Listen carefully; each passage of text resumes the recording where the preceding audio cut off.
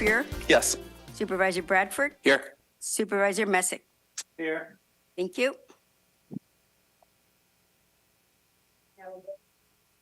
And now we will go to consent agenda. All matters listed under consent agenda are considered to be action items that are routine and can be enacted in one motion. I'll second. All right, we have one exception, I believe. Yes. Yeah, so I am going to vote aye for everything, but I'm going to abstain from item number 190/2026. It's MOU with Yuba County Office of Education. I teach welding there. Great. All those in favor say aye. Excuse me, Supervisor House, I recommend you give your reason. He did. He said because he taught welding there. I teach welding at YCOE. Oh, okay. All those in favor? Aye. Any opposed? I'm sorry? I just want to clarify, that motion was with removing item 1, correct? It is not removing the welding item. We are all voting yes on it except for him. Okay, yes. So we all voted yes on it. The only item that was removed from consent was 201, the free trade zone. Right, I just want to make sure that that was part of that. Excellent. We will move on to special presentations. And I believe that is going to be Anthony Alvarado.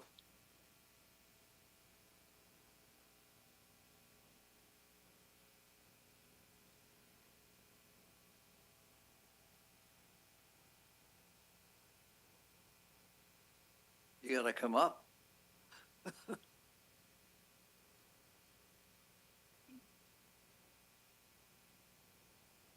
Hello, Anthony. How are you?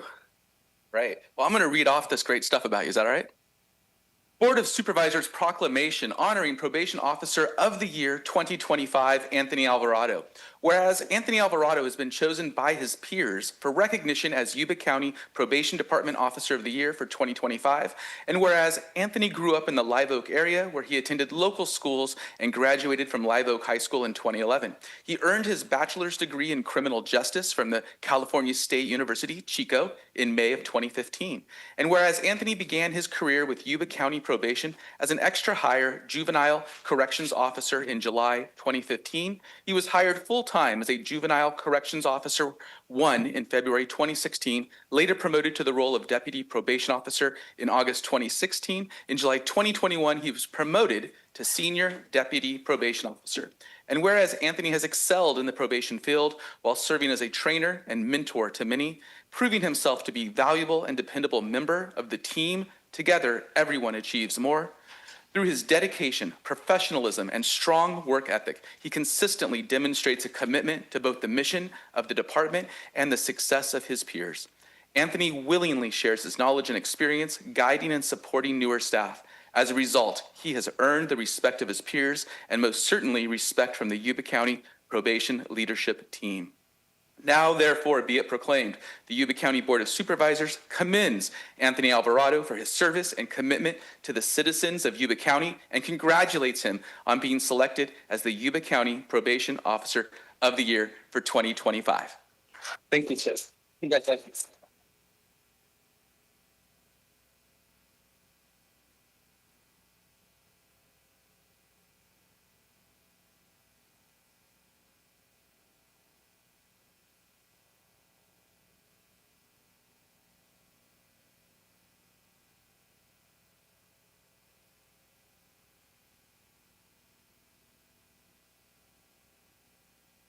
We're eliminating the rest of the board.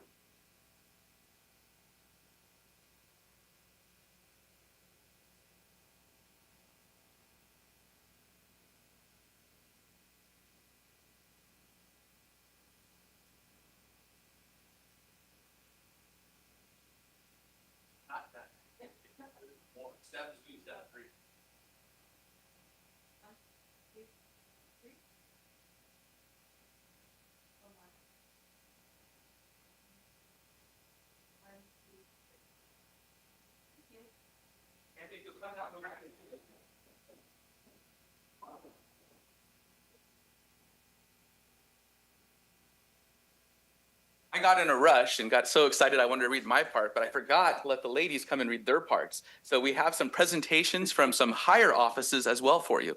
So I'll let them proceed.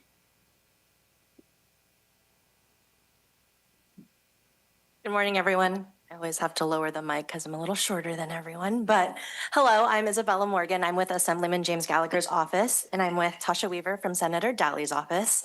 And when we got the request and we were told that you were voted as Officer of the Year, congratulations, by the way. Your department was so ecstatic to kind of share the news, and they were so happy to even request this recognition from us, and we were more than honored and happy to oblige. So this is signed by the Assemblyman and the Senator, congratulating you, thanking you for all of your hard work, your commitment to the community, and just congratulations. And I'll let Tasha speak as well. Yes. I just wanted to make note that when I was reading the resolution before it was printed, I and the senator were very impressed. You moved through the ranks very fast, you promoted very fast, and there's just, I'm assuming probably people here on your behalf would say that they're not surprised. So we just want to say thank you so much for your service to this community, and congratulations today on being voted Officer of the Year. Thank you.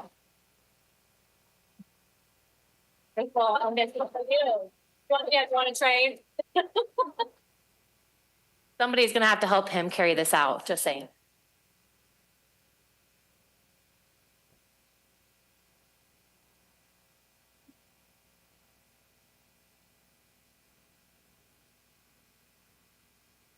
You want to read it?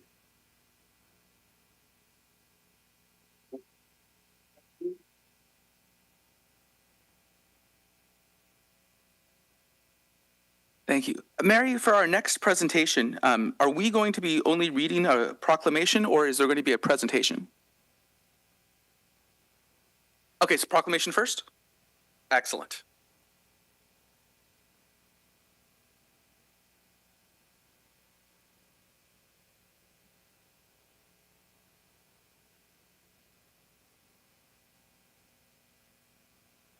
County of Yuba Board of Supervisors proclamation recognizing April 19th through the 25th as 2026 National Crime Victims' Rights Week. Whereas National Crime Victims' Rights Week was first declared in 1984 to focus on the needs of our nation's crime victims. This commemoration provides an opportunity to reflect on the devastating impact of crime on victims and ensure that needs of victims are identified and addressed.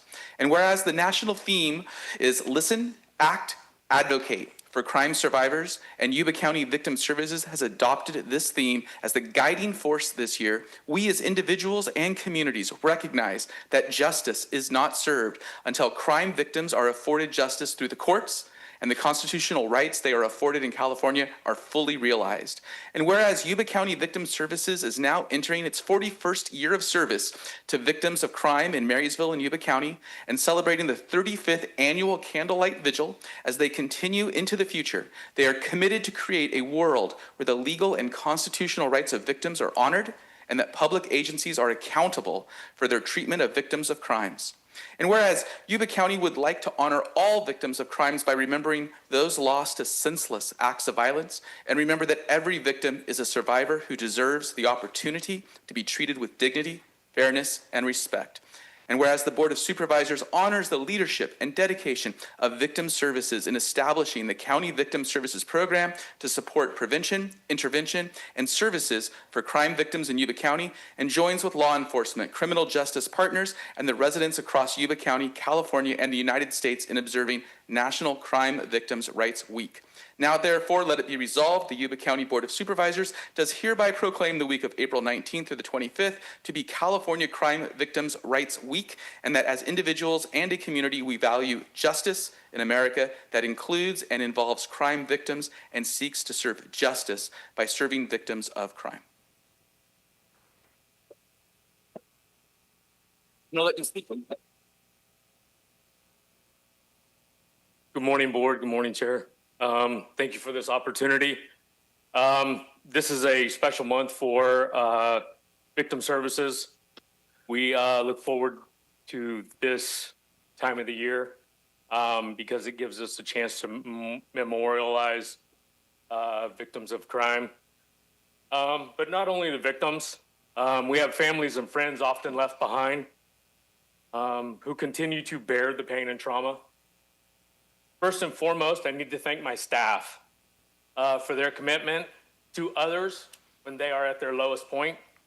Valerie Hamas, raise your hand. Liz Rodriguez, Diana Byler, Carrie Peters, Shelley Gage, Stephanie Rodriguez, and Lily Davis. Without you guys, this work doesn't get done. I need to thank my chief, Matt Riccardi, for his support, my deputy chief, Martha Hernandez, for her support. Those two know the impact that we have on the lives in our community, and they support us daily. The theme this year, as you heard, is listen, act, advocate. Be that someone who listens to the concerns, pains, and needs of somebody who has experienced crime. Be that person who acts, whether it's holding their hand to that service or you're that direct service provider. And lastly, everyone has the ability to be an advocate. Speak out against injustice and inequity. To this day, criminals still have more rights than victims do. This needs to change. It's time it changes. The change comes from all of you as we listen, act, and advocate. With that said, I want to introduce to you several individuals who have listened, acted, and advocated for Yuba County victims of crime. So let us start with our detective, Gary Burdick, please. Come on up.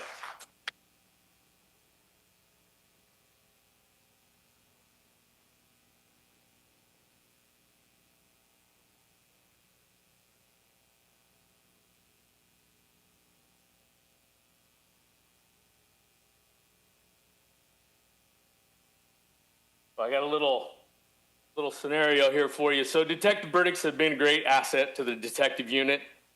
He calls us constantly with clients who need our assistance and refers them over so we can start working with them immediately. This gives us a chance to jump in right away to start treating the trauma that they have been exposed to. We have worked on several cases, from child sex abuse cases, domestic violence, and even homicides with Gary. These cases can be very intense, that it require a lot of work and investigation, but his empathy makes our clients feel safe and heard. Gary, thank you for what you do.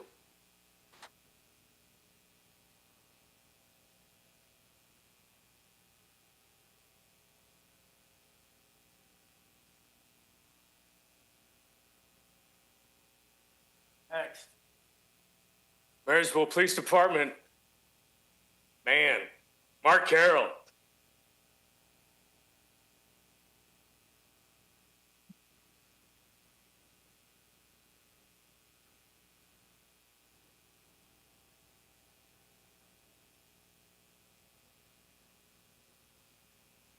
So Mark's been a officer for several years with Marysville PD. Victim Services knows him well. We see him quite often. We know Mark's heart. Mark has been chosen this year for this award for his consistent and continued support to those who have suffered traumatic experiences of being a victim. Mark doesn't just focus on the crime as a law enforcement officer. He focuses on the human who's standing before him.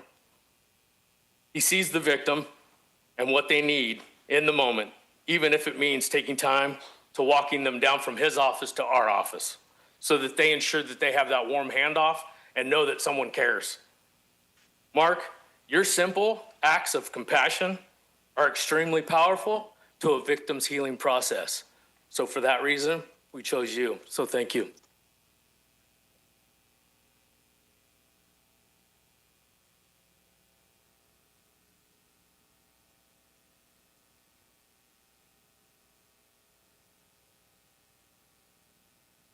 So next, we couldn't choose one, we had to choose three. So we asked that the DA's investigations unit come on up.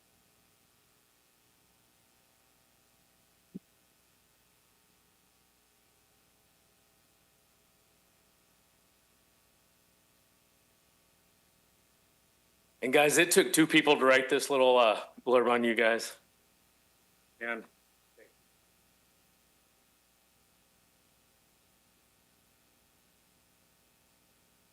so we work pretty closely with these guys. Sometimes we think that we annoy them, and they know that they annoy us once in a while, but that's okay. We work together still, and we do try to serve our victims with justice. So the Yuba County District Attorney's investigation team has excelled above and beyond our expectations with providing the best support that our victims can receive. Grant, James, and Kat all work vigorously with our crime victims who have experienced various crime types. They all have exceeded our hopes with domestic violence victims, child abuse victims, and homicide survivors. Their intense work shows they care tremendously about our community.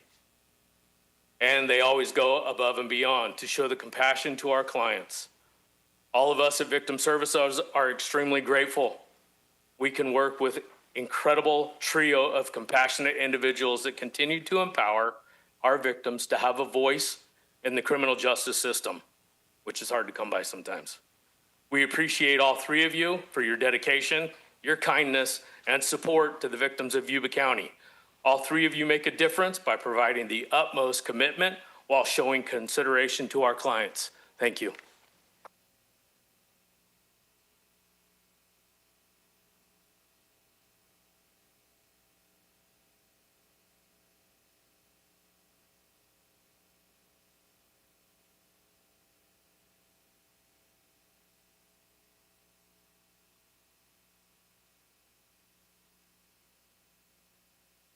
And last but not least, Probation Officer Michelle Caldwell.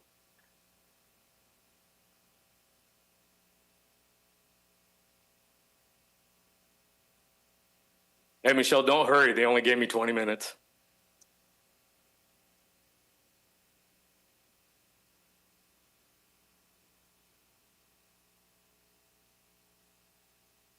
So,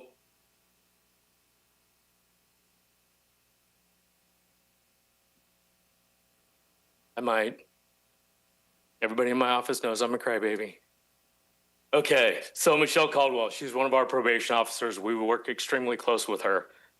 This year's award recipient from the probation department is probation officer, I'm shaking. Probation officer Michelle Caldwell. Over the past year, Michelle has been seen and heard going above and beyond for several of our victims of human trafficking. Our area saw a dramatic increase in human sex trafficking cases involving several of our local kids. Michelle jumped into action when she received information about this activity and was extremely instrumental in getting these victims off the street and the traffickers behind bars. Much of the activity happened outside of our jurisdiction, but that didn't stop Michelle from coordinating with other counties and cities to ensure the right authorities had the right information. Her intense diligence to ensure victims received the support and service they needed is admirable. That's why I am honored to be able to work with people like you, Michelle. So thank you for what you do.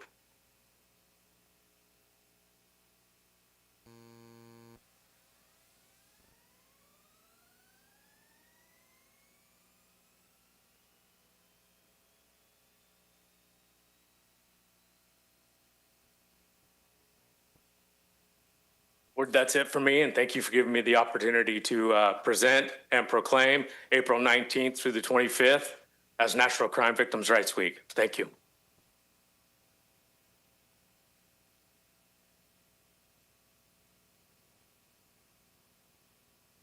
First 5.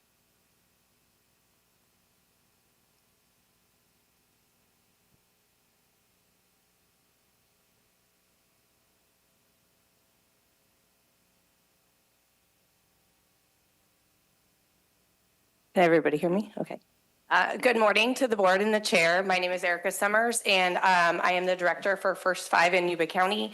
And I'm just here today to provide you a brief update of what we've been working on in the community and how we've been serving our youngest residents. I have to tab over. Tab down. What?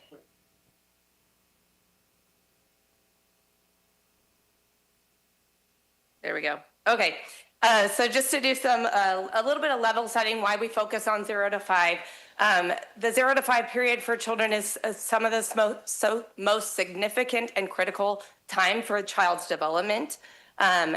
Between the ages of 0 to 3, 80% of a child's brain or a human brain is developed by age 3 and 90% by age 5. This means that during that time, these are crucial and most instrumental years to the building blocks of a child's future. Starting from birth, their brain connections are built through a child's everyday experiences, the connections with the interactions they have with other humans and their caregivers, and the environment and their daily experiences. Children thrive in environments where they feel safe, supported, and stable, and bonded to their family. This is why the earliest years are so critical, and why First Five, this important work is so important to First Five, and why we are dedicated to it. So just to give you a brief snapshot, a year in review. So in 2024, we served over 10,000 children with services, supported over 7,000 caregivers. So those are parents, grandparents, aunts, uncles, foster parents, and supported or trained and provided over 1,000 providers or early educators, preschool teachers, home child care providers. We invested over $1.3 million into program services and evaluation components. All of our services are free and have no eligibility requirements. And our services span all 5 districts. May I ask a question? Sure. So the all 5 districts, that's all 5 of our supervisor districts. So it's just Yuba County we're talking about. So there's 10,000 children from age 0 to 5 in Yuba County? That is a good question. No, those numbers are duplicated. There's about 6,000 children in Yuba County. So that's every touch. So duplicated numbers. Thank you. You're welcome. I did want to point out that our work is very deeply aligned in the county's priorities and strategic plan as well. We don't operate in silos. We work across departments and partner to maximize our resources and our impact. We operate efficiently in a fiscally responsible manner and with a culture of collaboration and empowerment, and we make sure that families are connected to all community services here in the county. We don't do this work alone. We actually have funded partners that span the county and also help to provide these direct services in their communities, in their areas. And so I just wanted to briefly acknowledge all of our funded partners, and those span from education agencies to local nonprofits, family resource centers, and more. One of the main focuses that we do, or the work that we do directly out of our office, is we focus on child health and development. We have a coordinated system of screening, referral, and follow-up, and our Help Me Grow staff help families to navigate what sometimes could be a pretty complex system of early intervention or special needs services. Most children that we screen actually are on meeting their milestones or on track. Some are flagged, so we make sure to follow up with them, make sure they're continually reaching their milestones, and then some are flagged for delays. And then that's when our Help Me Grow staff step in and help with referrals and do case management and navigate those families to those direct services and until their evaluations are final and they have direct services in place.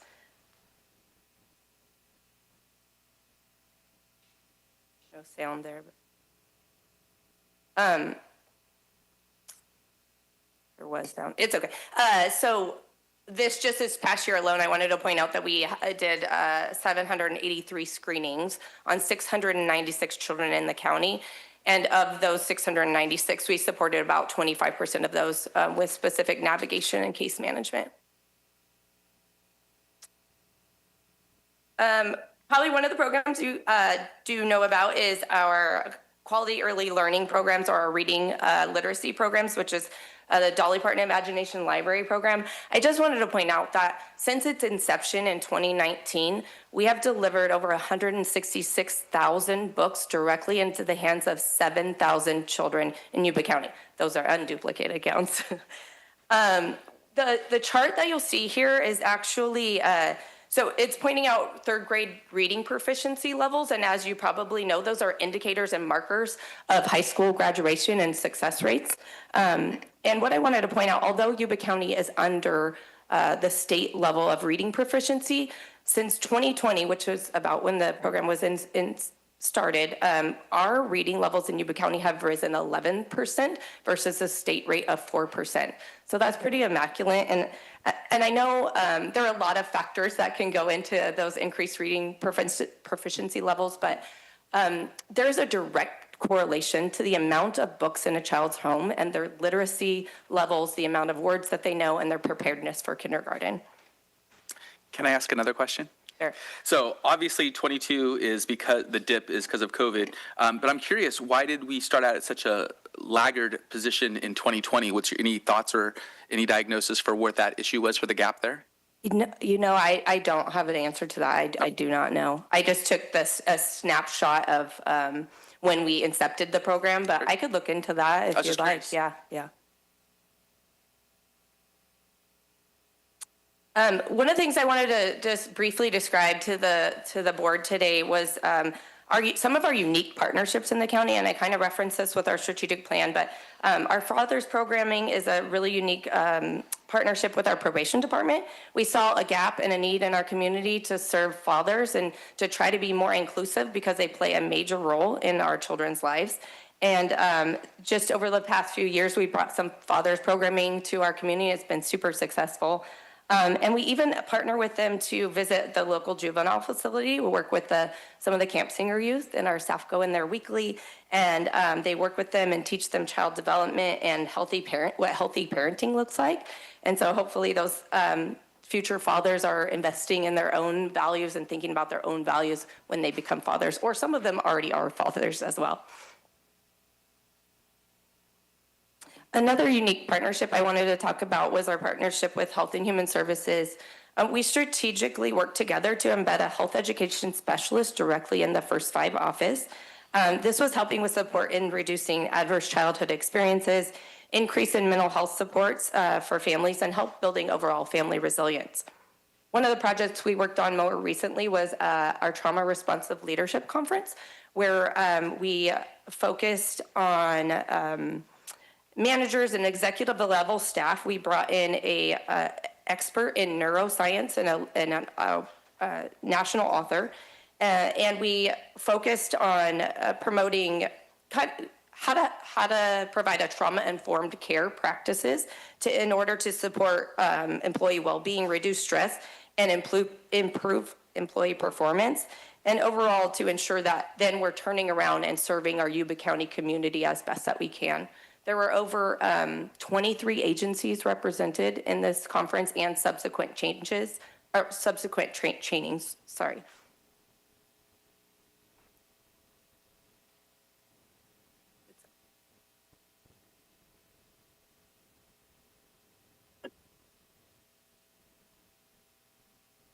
Another unique program that I just wanted to highlight for you all real quick was our Parent Ambassador or Parent Leadership Program. This initiative, the purpose is to empower parents and grassroots leaders as advocates in our community and provide leadership skills. The initiative aims to connect them with opportunities to exercise their leadership skills and sustain community programs and enhance local advocacy efforts by centering their parent voice. We began this work in maybe like 2023, and I'm proud to say that this project is still happening, and they are huge assets to our community and our programs, and especially First Five. I think some of them are in the audience today, but I'm not quite sure. Can you do the sound on this one? Oh, my bad. Okay.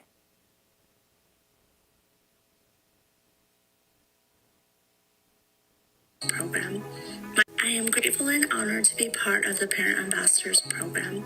My experience has been transformative, fostering my growth as a parent, a leader, and an advocate. I've built friendships with incredible women and leaders who share my passion for making meaningful change. I am deeply grateful for the program's commitment and focus on mental health and resilience, which has strengthened my own well-being and my ability to support others. Through professional training and development, I have gained the confidence, knowledge, and resources needed to create positive change and help families in our community thrive.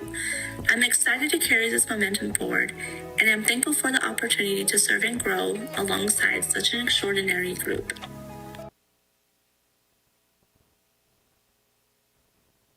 So First Five also shows up as a leader and convener. We hold multiple roles, leadership roles in our community, investing in systematic changes that have long-term positive effects for our children and families.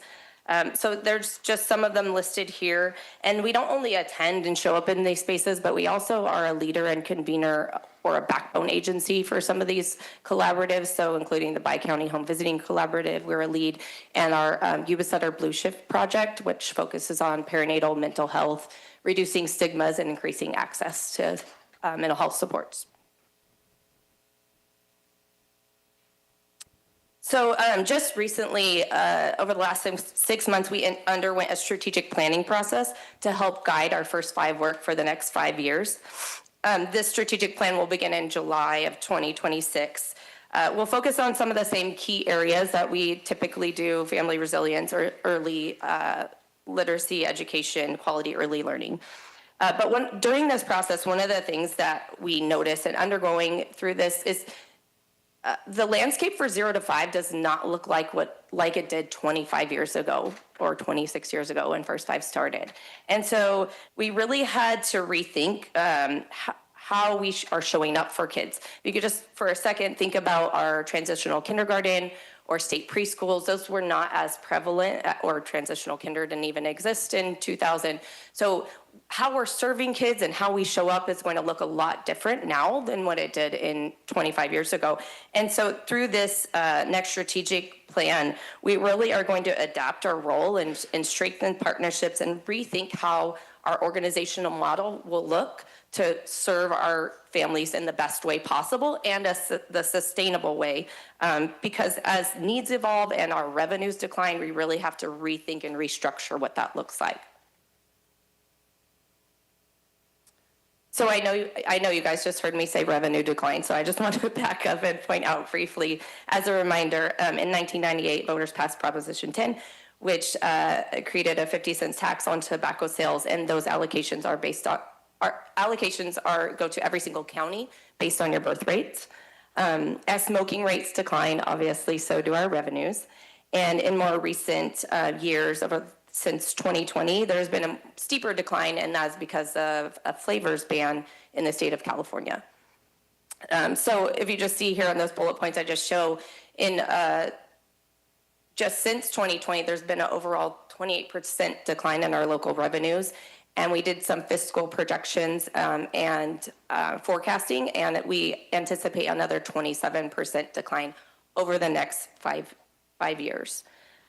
So in alignment with our new strategic plan, we really must be careful and consider strategic and sustainable investments. We need to thoughtfully prioritize cost-effective strategies that respond to the most pressing needs of young children and our families in Yuba County. But this isn't new to us. We've been working on this for a while. Probably since I've been in this position, we've been thinking about sustainability and how do we sustain our programs and services with forever declining revenues. And so some of the things I just wanted to point out that we have been working on already, we provide local training and technical assistance for our community-based organizations to help build capacity and infrastructure. We've done sustainability workshops and given them tools and resources to help them stand on their own. We strategically draw down state and federal dollars and foundational dollars to offset some of our local costs, and then in addition to fill some of the gaps in services that we may not support through our Proposition 10 dollars, for example, like our passenger safety, our car seat program. We also support these agencies in also bringing in additional new revenues as a kind of having a bigger infrastructure. We help them to apply for and bring in additional resources as well. And then lastly, I just wanted to point out something we've been exploring is our Medi-Cal billable models, kind of piggybacking, or if I'm sure the board has heard about our very successful award-winning JI or Justice Involved CalAIM initiatives. It's the same model, but focused on our 0 to 5 populations, using our case management and billable systems and kind of building our infrastructure to be able to do that as well. So we're in the process of exploring that as a sustainable outcome. We also do a lot of state level advocacy. I have been a member of our First 5 Association, work at the state level, and sitting as a board member on our association and also the Sacramento Regional Rep. I can definitely say that I have seen direct impacts of our advocacy on the work that we're doing. And then also today, some of my team and my staff members not even here because they're actually right now as we speak at the Capitol advocating for Yuba County babies and families. Okay, so where do we go from here? And I truly want to say that over the last 26 years, I can say that First 5 Yuba County has worked to make a difference and help children thrive. First 5 has built a strong county-wide early childhood system that is already proving outcomes for children and families across the county. But as Proposition 10 revenues continue to decline, sustaining this work will become even harder. Moving forward, our role, First 5's role as a convener, a leader, and an advocate will become even more critical. We've been proactive, as I just described, in working to convene local stakeholders to have thoughtful and organized discussions to find leverageable and sustainable solutions for the systems that are in place. But there's still work to be done. I welcome our partners and our board's ideas, feedback in sustaining Yuba County's early childhood systems by helping align with county priorities, identifying funding opportunities, and ensuring our infrastructure remains strong for our youngest residents. We're asking for a partnership in protecting and sustaining the system because the children we serve today are the future of Yuba County's workforce. They are our next generation of farmers, local business owners, teachers, medical professionals, and even public employees. The investments we make today will directly impact the stability, prosperity, and economic well-being of our community in the years to come. We need a yes to Yuba solution for our youngest constituents. Thank you to the board for letting me come here and talk about all that we've been doing for the last over the last few years. And I should not leave you all without acknowledging my amazing team that is sitting behind me. I'm so honored to lead them. They are passionate and committed, and it's a blessing to work with them. Thank you.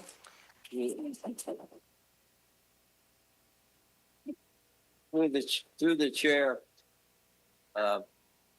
things working or not. Thank you very much for the presentation. It's interesting that when we talk to different departments, we get different presentations, and without those presentations, we don't know anything that's happening out there. And what you're doing with young kids, I had 6, got 5 now, but it makes a difference. If you can't read young, you're sentenced to a life of poverty and the world out there without knowing what's happening. So thank you very much for your effort. And anybody wants to do another presentation that shows how well our staff works, we would appreciate it. Thank you. Through the chair. Thank you, Erica. Thank your team for focusing on our youth that are 0 to 5. I'm a teacher, and so we have this discussion all the time when they get to 6th and 7th grade and they get distracted by a device, and they pretty much, at that point, everything slows down to a standstill. And so whatever we can build into them before then is going to set their trajectory for their whole life. So we're trying to come up with ways to limit, limit online cheating and all those things. And I think the easiest way is to make sure our kids know how to read comprehensively and know good behaviors, and the parents know good behaviors. So you focus on all that. It is pretty terrible that the one vice that we have in the country, really, tobacco, is the only thing that's funding this. I know we've had conversations before, but I'd like our county to look at options, be innovative.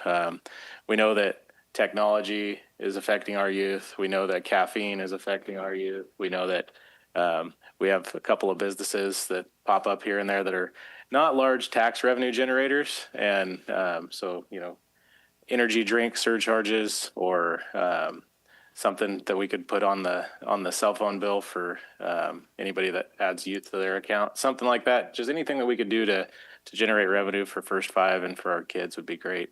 I'm not a pro tax guy, so I don't want to see it on our property tax bill, but I do think that those things are hurting our school system. They're hurting our kids. And so they need to pay up their fair share, just like tobacco did. So look forward to working with you more. Thank you. So Erica, thank you for the presentation. And I'm on Erica's board, which has been great for me for the last few years. Your presentation about the revenues going down with the ending of the flavored tobaccos and projected to go down even more. I know the Hard Rock's still selling flavored tobaccos and they're ending up at the high school and everything else. Has anybody, and tobacco without paying taxes on it, has anybody studied, there's the First Five California, done a study on how much revenue we're potentially losing because they're selling untaxed tobacco at the casinos statewide? Yeah, not that I know of. That would be very interesting to find out. Also, sales come from out of state or online sales as well. Thank you. Thanks for the presentation. Yeah, thank you. You did a great job. Thank you. We'll take community development.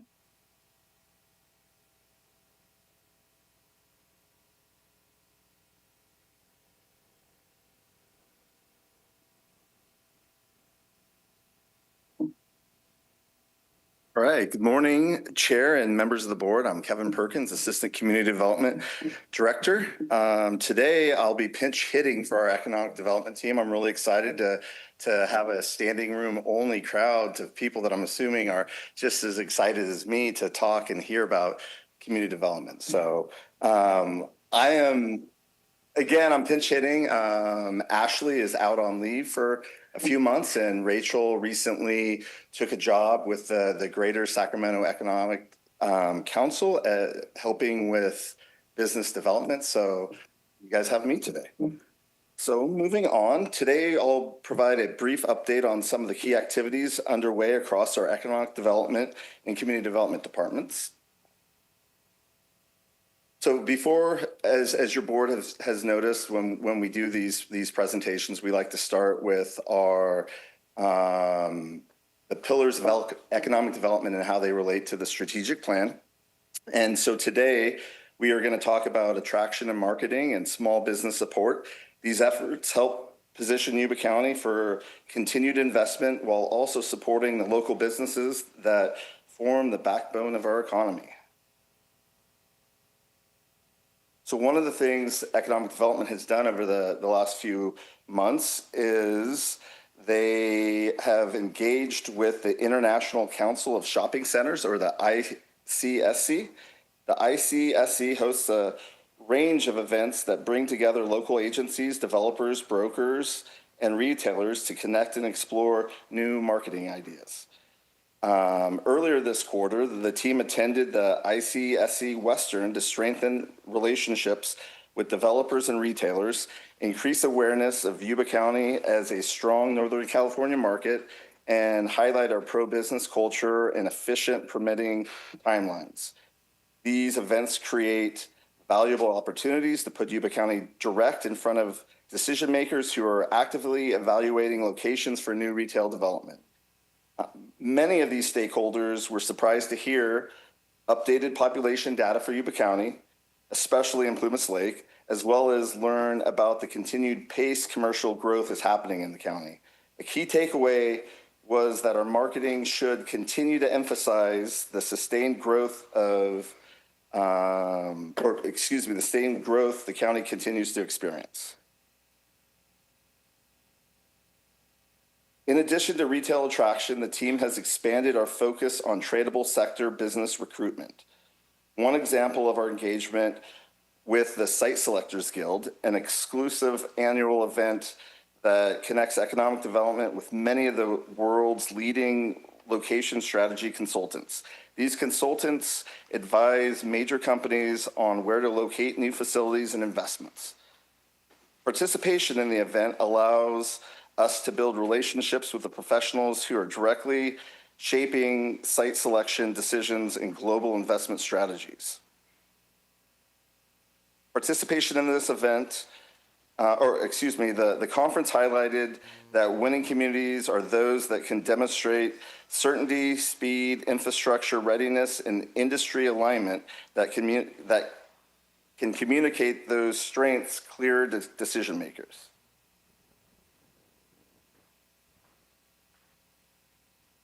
All right, next I want to talk about our Yes to Startups. Supporting local entrepreneurs continue to be a major focus for Yuba County Economic Development.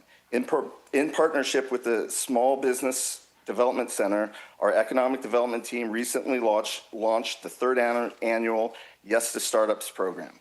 This program is a 7-week business boot camp that culminates in a Shark Tank style competition for local entrepreneurs. The pitch events will be held at the 530 Event Center and is open to the public. We encourage anyone interested in supporting local businesses to attend. I can send you guys emails to let you guys know what dates those events will be. Last year's first place winner was Butte Sauce Company, whose production of hot sauce and seasoning rubs has continued to grow following their $10,000 reward. Up next are updates from our Public Works Department. One of the most notable projects is Friendship Park, an exciting investment in West Linda. Construction is scheduled to begin this spring, and reopening of the park is anticipated in the fall of 2027.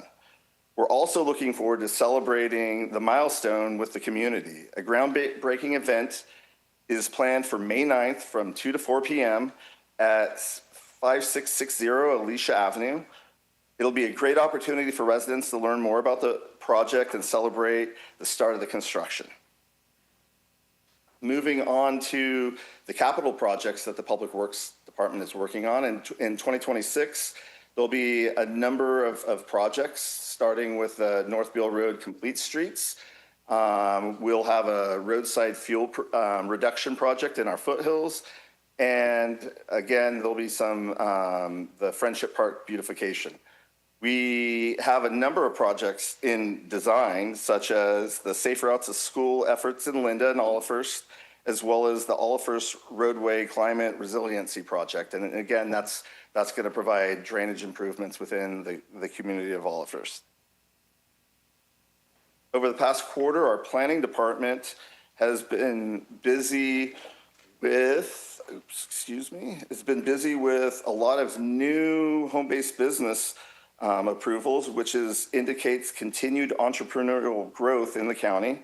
In addition, the county has received 5 new parcel map applications, as well as 2 map extensions and a temporary use permit for a model home complex at Goldfields Parkway Ranch, which, again, this is the nearly 500 units of home LGI is building just east of Yuba College. Next, we're going to talk about building permits issued. Each quarter, we review the total number of building permits issued as a way to track development trends throughout the county. In dark teal, you'll see January to March of this year. We're on par with last year, which is the same time period. In 2024, we experienced a notable decrease, which we hadn't repeated, indicating that 2024 was an outlier for the number of permits issued in a quarter rather than an overall trend. And again, you can see we showed what quarter 2, 3, and 4 have looked like on permit issuance. Next is our number of permits issued for production building. You can see in quarter 1, we received 105 new permits issued, which is on par with what we've seen over the last 4 years. And we have issued in the first quarter roughly 100 new occupancy permits, which will give us put us on pace to final over 400 homes, which would be the 6th consecutive year that we have finaled over 400 homes, production homes in the county. Next, and one of the more exciting parts of the presentation is our commercial permits that we've seen over the last quarter. On the commercial side, we continue to see steady activity in our retail centers. Planners for new shell buildings for TJ Maxx and Five Below were submitted last quarter, and these would be in the Feather River Center next to Costco. Our team is actively reviewing permits for a new McDonald's in that same Feather River Center and Dutch Brothers received their permit and have broken ground in Linda. And also in March, we celebrated the grand opening of Chipotle in Linda.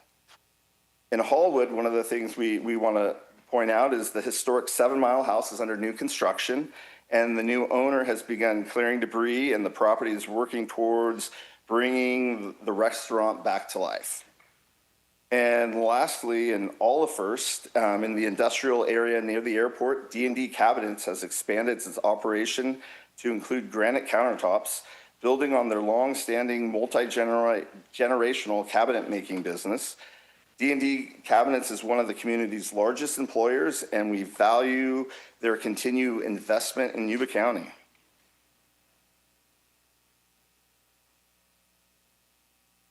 You know, the last thing I want to talk about is projects like these span multiple departments within the county, and it truly takes a coordinated team effort to deliver these results. Across all CDSA, our teams remain focused on supporting responsible growth while continuing to create opportunities for investment and job creation in Yuba County. We look forward to continuing that work and appreciating the board's ongoing support. And I would like to thank Veronica Brown in our Economic Development Department. She prepared this presentation and the speaking points. Veronica was one of 3 people in economic development, and within 2 days, she was the only person left. So I do want to thank her for all her hard work and getting this ready to be in front of your board, and I'm here to answer any questions you guys might have. Through the chair. One of the things you kind of left out is the fact that the last 17 years we've gone from $2 billion in assessed valuation to over $10.4 billion. We also have 4,700 projects in the pipeline now, with another, 2,700 in planning. And it's just, the lid's blowing off Yuba County. So, and you also give great presentations on all this growth. And if you've never seen a presentation from Don't Give Him Caffeine, when he's talking about the expansion of Yuba County, just let him run, because he has a ball, and we'll show it to you on one of those large screens like that. And it's just amazing to see the growth that's happened in Yuba County. So, thank you very much, Kevin. Through the chair. Kevin, it's always good to hear from you. Couple items on I just want to give you guys some recognition. I know it's cool to have all this economic growth and things like that, but for the people who own their homes and are trying to maintain their properties, and the people who are always complaining about the stack up garbage and refuse and things like that, helping them make a way out is huge. So reductions in fees and reduction in time spent in inspection, those are huge milestones. I don't want those to go unrecognized. You guys are doing good work over there in community development. That helps every single person who already owns a home be able to stay in their home and afford it. So it's huge. And then also too, the Yes to Startups program. I know we kind of just breezed right by that, but I got to sit in on a few of the training sessions last year and the pitches last year, and this year I've sat in on they have regional partners this time that are teaching these young entrepreneurs how to market their business, how to analyze their business, and how to size it and grow it. And it's kind of eye-opening to listen to some of these people present and then ask questions of these young entrepreneurs. And you can see these people are getting shaken to their core with some of these questions. So it's good they get it done there before they have, $1 million in debt and a failing business. So what you're doing there is great, and can't wait to see the final pitches. And I'm going to be there for both rounds, so we'll see how it goes. Thank you for that, and I'll make sure that all board members get what dates we have for the pitches and everything else, and also I'll be back talking a little bit later on some fee reductions within community development. So thank you. Yeah, thank you. Through the chair. I forgot one thing. We're having a number of situations in Linda where they're blocking off large vacant lots and serving food there after hours, after 5 when you close. And I hope that we're going to take a close look at that. Yes, through the chair, one of the department items today, I think the last departmental item, our environmental health department and code enforcement will talk about what you just mentioned on food vending and the state of food vending in Yuba County. Thank you. Anyone else? All right. Well, thank you, Kevin. I also want to give props to Veronica. She prepares my speaking points as well. So that's good. Yeah, I'm not used to speaking points, so I put my glasses on because I realized I couldn't read them. As far as growth goes, I sent you an email last night at like 1 a.m. in the morning. You sent me a reply this morning. Thank you. I appreciate your quick promptness. And it was about how we manage that growth. Is it quality growth? Is it just growth for the sake of growth? And so I'm not sure where in the process, whether it's in the specific plan, the general plan, or it's in the subdivision maps, but where we can do to create higher quality, maybe less growth, but higher quality growth. And that have that idea that it's okay to have a few less homes getting built if they have lakes and they have trails and they have amenities and stuff like that. Where in the process is the right place for that to happen? That is a fantastic question. And, you know, as your board knows, we have kicked off our general plan update process. And the general plan is the large picture on how the county wants to grow. And I do think that the general plan process and putting in policies in place through that project would be the start. And really, if your board wants to have policies to see more amenities within subdivisions, that would be the proper process. And then after the general plan is completed, we will do a development code update, which is our zoning ordinance. And then we'll really nail down what those should look like from a process standpoint. Excellent. Yeah, people want aesthetics. They want bathrooms and parks. They want lots of things. And it creates a better neighborhood overall. All right. Thank you. Thank you.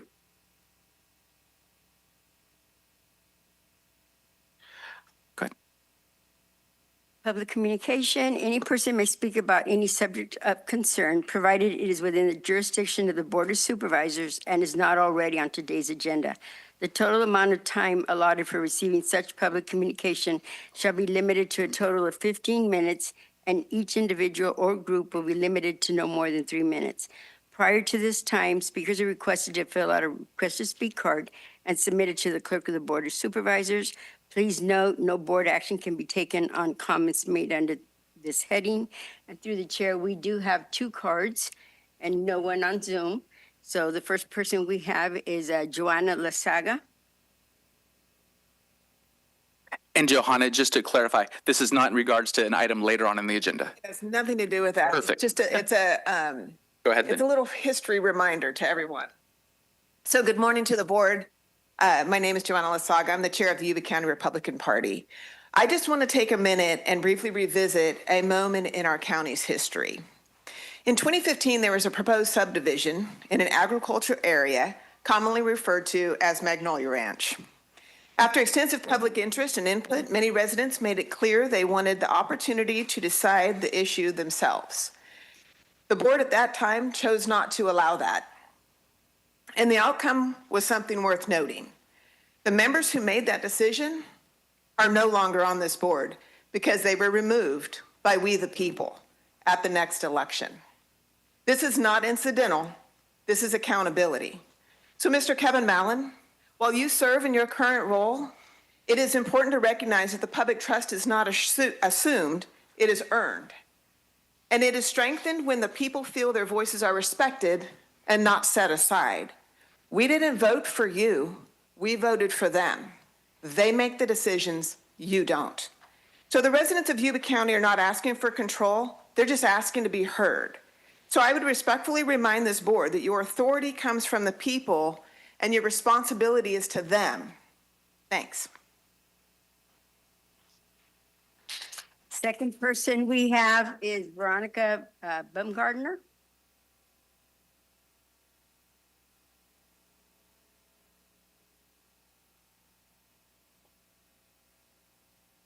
Good morning, Chairman and members of the board. Veronica Baumgartner. I'm a resident of District 5 in the Yuba County foothills. I was just coming today to talk a little bit about my experience and the support that I've received from First 5 over the last few years. So I have 3 young children under 10 years old. And personally, my oldest was born here in actually, I'm sorry, he was born actually in Sutter County in Yuba City, but I was a resident here of Yuba County. He was born with major congenital heart defects. And so we spent a lot of our time that first year down in Bay Area hospitals. Point being, First Five was able to connect me, believe it or not. There are resources in our community to help parents with gas coverage to get back and forth to Bay Area hospitals, since we don't have those specialized infrastructures here in our county. When my second child was born, First Five helped me not only find lactation support through public health, but also helped connect me to speech pathology that was free, actually up in the foothills too, Spring Valley School Road. So my child, prior to going into kindergarten, was able to get those really important speech classes and things before going into kindergarten. And for my third child, luckily my mother got to watch my child once a week, and she was able to become a part of the caregiver cafe and take first aid and CPR training and those kind of things. And also my daycare that was up in the foothills was received a mini grant from First Five to buy some curriculum for the summer, and my other kids joined in the summer at our daycare. And so just really great things. Our Little League up there that I'm really active in was able to receive a grant years ago. If you haven't been up to our park up there, we have an actual park, like a little child's park, and we don't have a lot of parks up in, the foothills. So it was really nice. We were able to receive that mini grant and beautify that park for all people to use.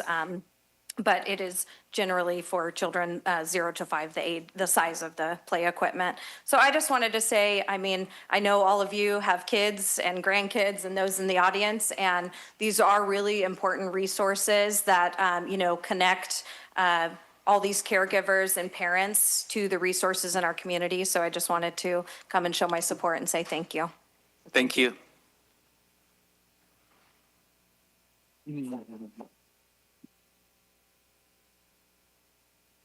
County departments? Okay, so for county departments, our first item we have is 66/2026.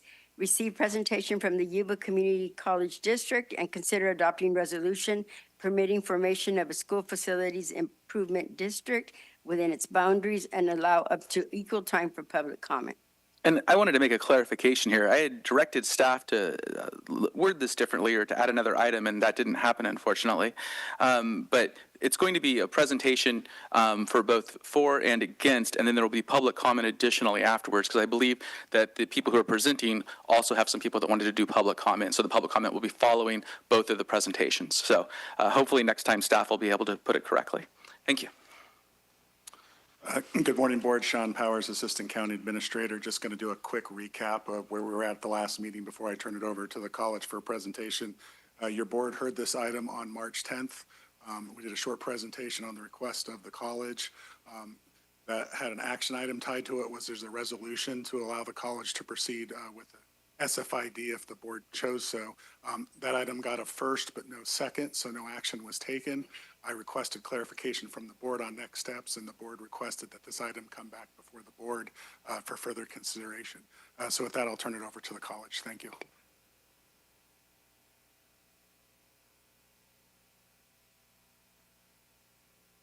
Good morning. It's a pleasure to be here, supervisors. Thank you. My name is Dr. Tani Dotson. I've had the privilege of serving as the president of Yuba College for the last 6 years. I'm joined this morning by Dr. Sean Pan. Good morning, Supervisors. Chair Sean Pan, Chancellor of Yuba Community College District. Thank you.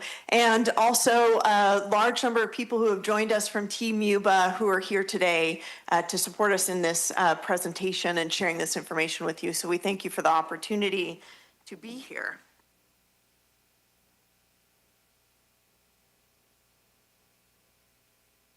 There we go.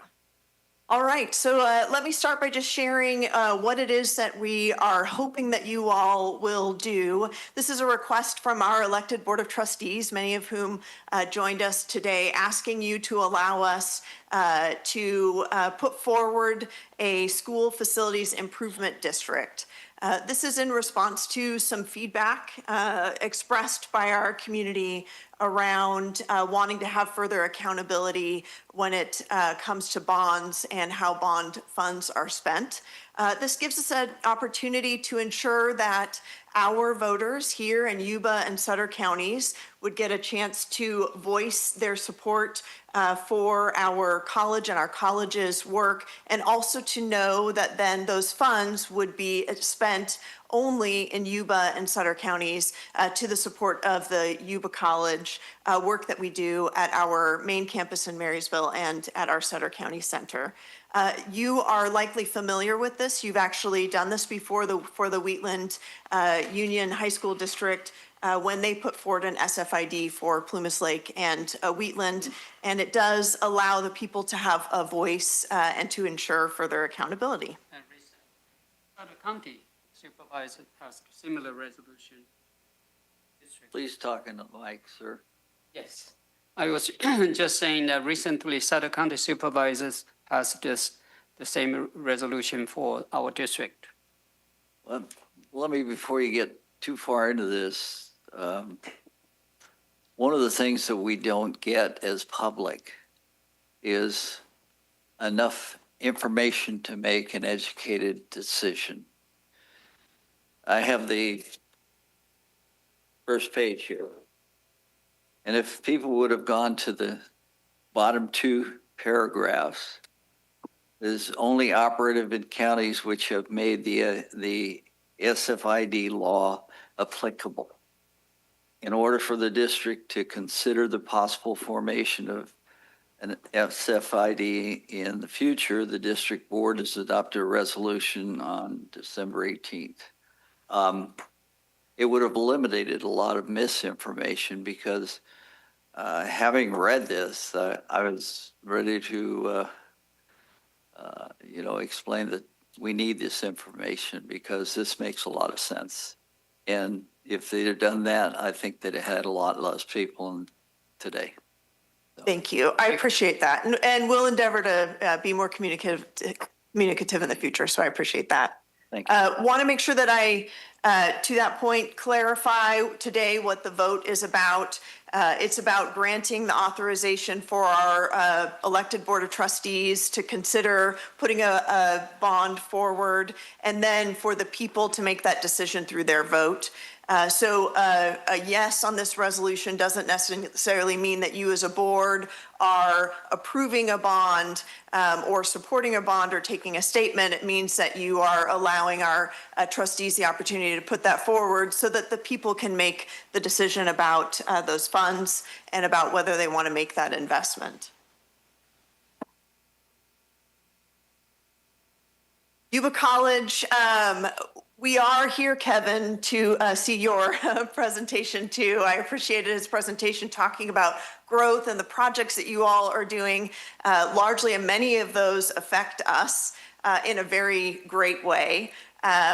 Progress is messy, but we are thrilled to see the Northfield project come to fruition. And we're also excited to see those 500 homes built next door to us. That growth that you are experiencing, we are also experiencing. We see it not only in a strong growth in the number of students that we serve. In fact, we exceed now 10,000 students a year. We'll be over a 5,000 FTES institution at the end of this year, the largest that Yuba College has been in its 99-year history. We're serving more and more students. We also see that in the pressure that we feel from our employer partners and our community partners. We need to continue to develop a strong workforce and to make sure that people are ready to work in today and tomorrow's modern careers. And so that's really what this SFID is about exploring our ability to continue to serve as we continue to grow. You know, I might add, Dr. Dawson is being modest. Yuba College recently named one of the top 200 community colleges in the nation across 1,100 community colleges in the nation because of the work it does. Thank you. Our students also have the opportunity to access higher education at a much more affordable rate, not just because we are 6 times less expensive than the CSUs, but also because they can access our institutions right here in our community. In fact, more than 100 years ago when Yuba College was started, that's why Yuba College was started, was to ensure that our citizens in our community had access to some of those continuing education opportunities and our strong career and technical education programs that you simply can't find in other places. So on the left side of this slide, you see what technology looked like in 2006. Most of us probably don't have any of those things, and that, of course, was the last time that a bond was passed. We are training tomorrow's workforce. We don't want to send a firefighter or a police officer or a nurse to work working with technology that isn't the right technology for today's workforce. And as things continue to evolve, we, like you, are trying to remain competitive and ensure that students have access to what they need to be well prepared so that when you call them to serve, they are ready to do so. I mentioned earlier, and I just want to re-emphasize that an SFID is about providing that larger amount of accountability to local taxpayers. It gives them a chance to both vote themselves and also to ensure that they know that those bonds will be spent here at Yuba College specifically. When the bond was passed in 2006, there were over $400 million in facility needs at the time. We've made great progress. In fact, we've been recognized for the work that we've done at our Marysville campus in particular to ensure that it continues to remain up to date and is a place where people feel safe and welcome to learn. But we have additional needs, and a big part of that is because of that growth and that need to continue to keep up with tomorrow's workforce.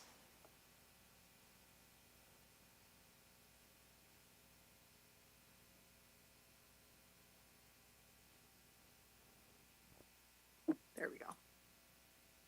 A big part of our workforce, as I mentioned before, over a third of our students are in our career and technical education programs. They are Yuba and Sutter County's firefighters, police and sheriff's deputies, nurses and paramedics. We partner with the water agency and produce some of the forestry management professionals that help us to ensure that we're caring for our watershed and we're responsive to our community's needs. In order to make sure that we're doing the right thing by those students, we need to make sure that they are learning on up-to-date tools and technology, that we have the classrooms that they need, which for many of our fire cadets that you see here today means that they have towers and vehicles and resources that ensure that they're not only safe, but they're prepared to respond when you need them.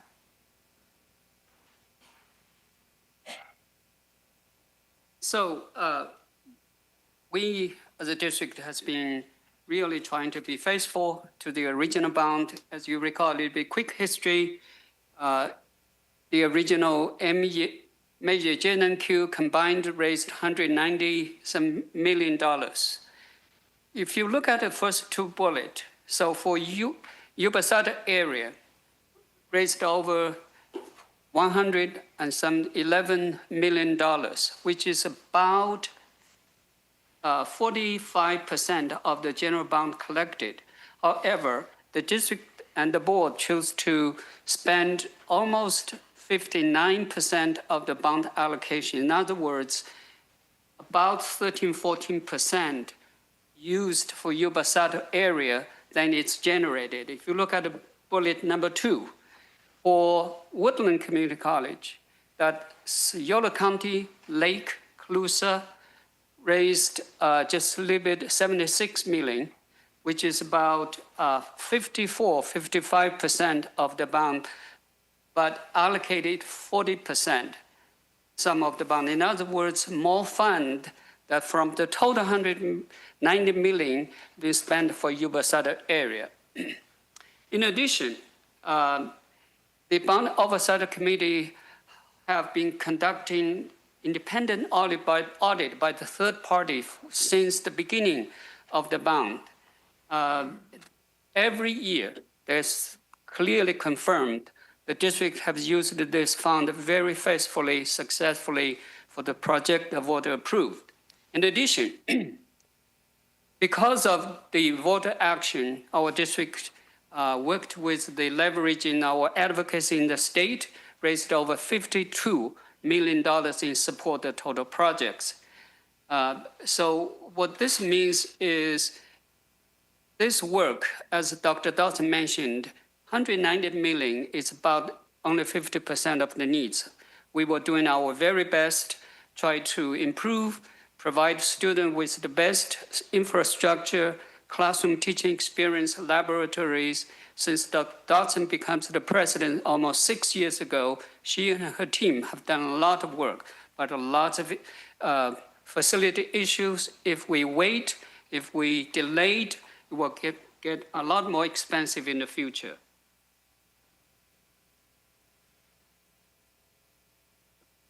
Here we go. In addition, we, the board has been really looking at how to leverage and refinancing. Whenever the market changes, the interest rate goes down, we started to refinance.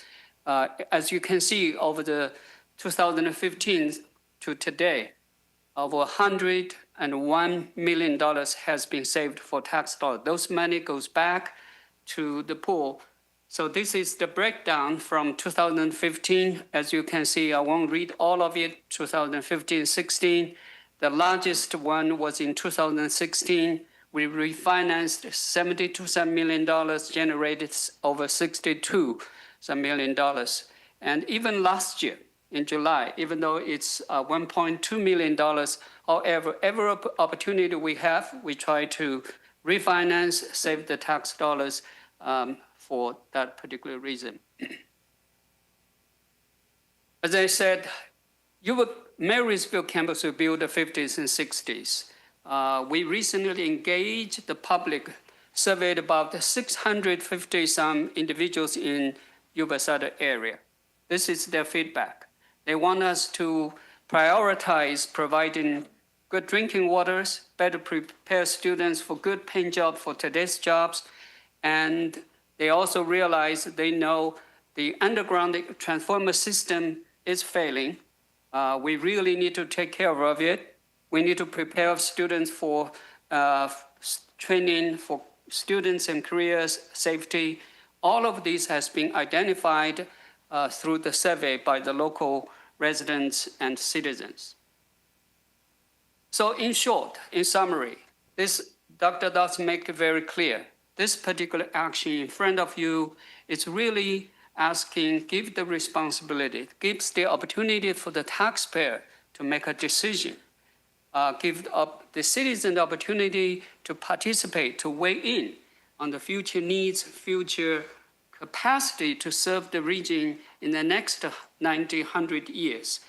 It is about democracy. We urge you to consider to support this SFID resolution. Dr. Dawson, I'd be happy to answer any question you as a supervisor might have for us.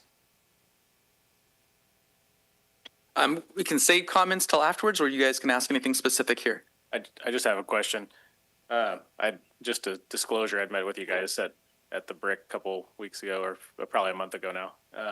But during that, you guys had said that you did a student survey. So was the survey of Yuba County and Sutter County residents, or was it student survey that you were mentioning last? It's citizens, not just students. Okay. It's a random sample, about 650 folks in Yuba-Sutter area. Okay, and how would they know of items like the aging infrastructure? Was there a notice with the survey that provided them, like, what was? Sorry, I'm asking what was in the survey that would prompt the person taking the survey to know anything about, like, underground transformers that are failing and things like that. Was it a prompted survey? Was it just open-ended, like, what would you like to see in the county or at Yuba College? Or was it did it mention that these things came with the cost of a bond, or was it just a general survey? We didn't mention a bond in survey. It's a combination of prompt as well as their own wishes. Many of these are former students or alumni, as well as current students and staff. Okay, thank you. All right, without any other clarifying remarks, we'll go ahead and move to the other presentation. Is that all right? Please proceed.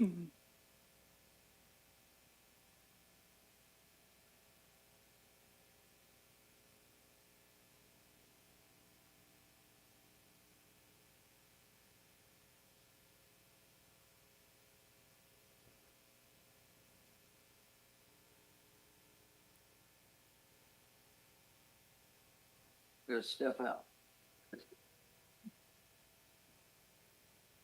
Coming back? No, we're just giving him to the supervisors for right.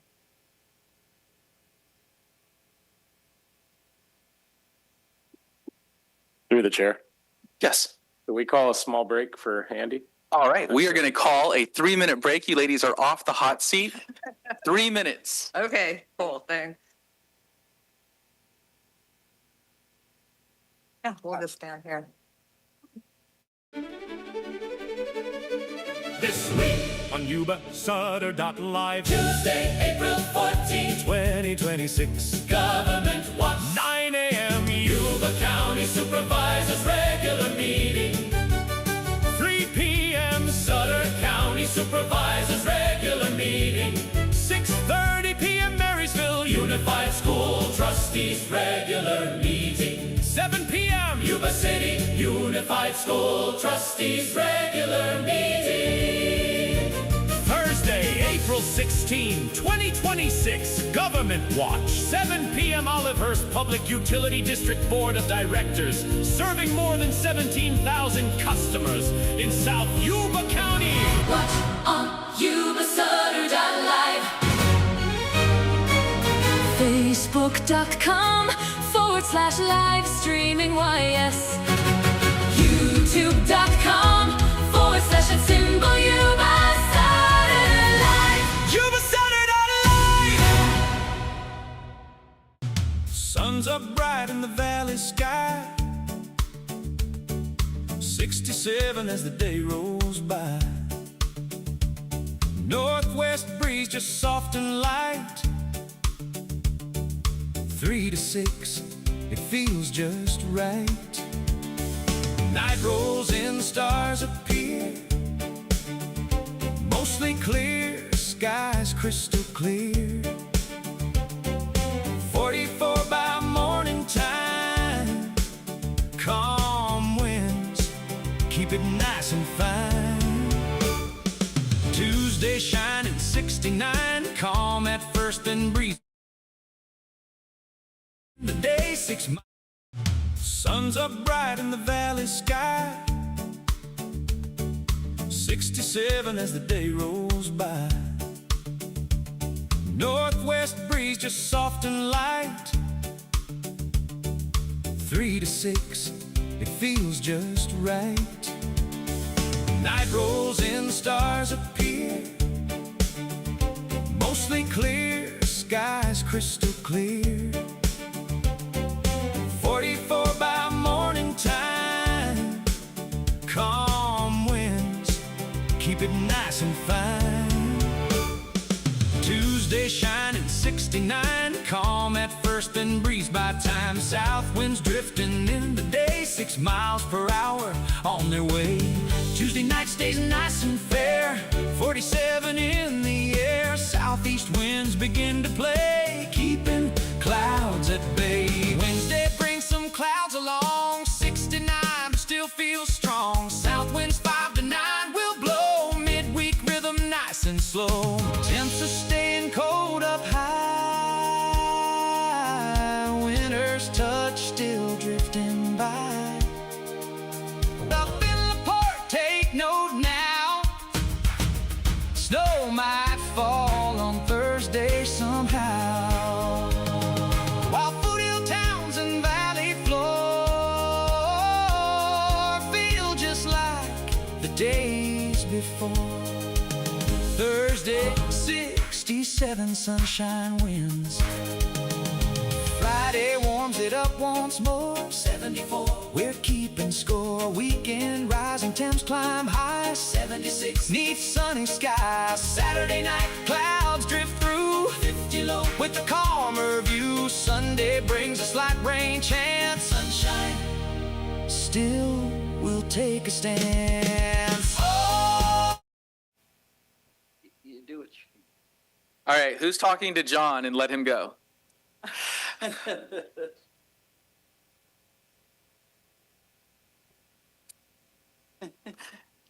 Future reference, no one's allowed to speak to Messick during breaks, otherwise he never gets anywhere. Heard about that. All right, excellent. Ms. Connie Walzak. Good morning. Thank you for letting us come and talk. We appreciate it. Okay. This is our main campus. Our community story is intertwined with Yuba College. Generations of families and alumni have walked these halls, making Yuba College a vital part of our shared heritage. With its commitment, it's providing affordable education and career preparation. It has become a vital stepping stone for many students in our area, helping them gain confidence before pursuing further education at a four-year university or a job. When the proposal for a significant $190 million bond appeared on the ballot in 2006, the community rallied behind it, recognizing the importance of investing in education and supporting our local college, and we did invest.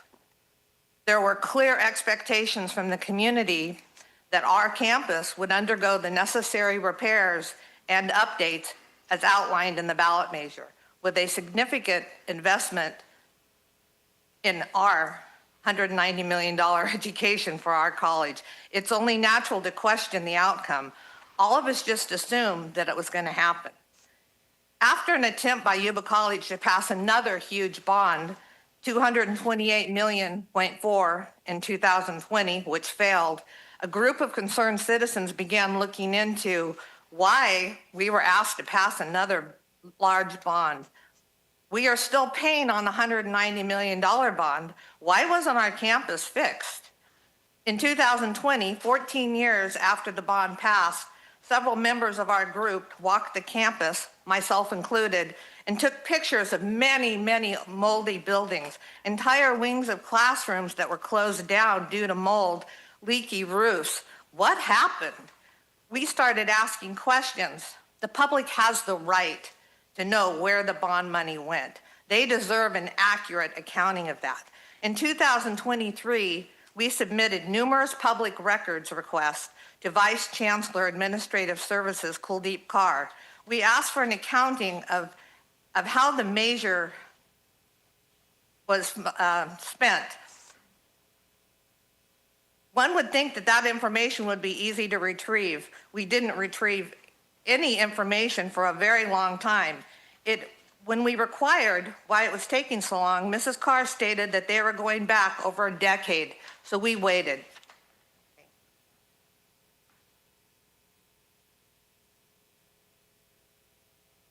This is a boundary map of Yuba College at this time.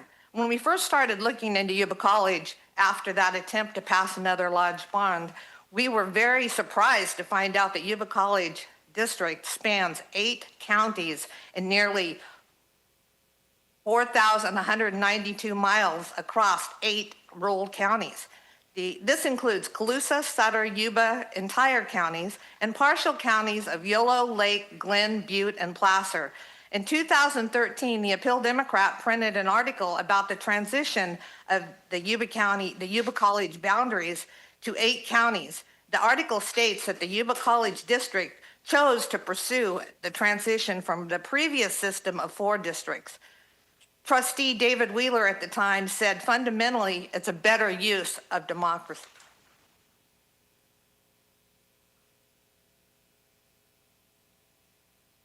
This is the actual 2006 Measure J bond that was on the ballot. 190 million turned into 300 million. What happened?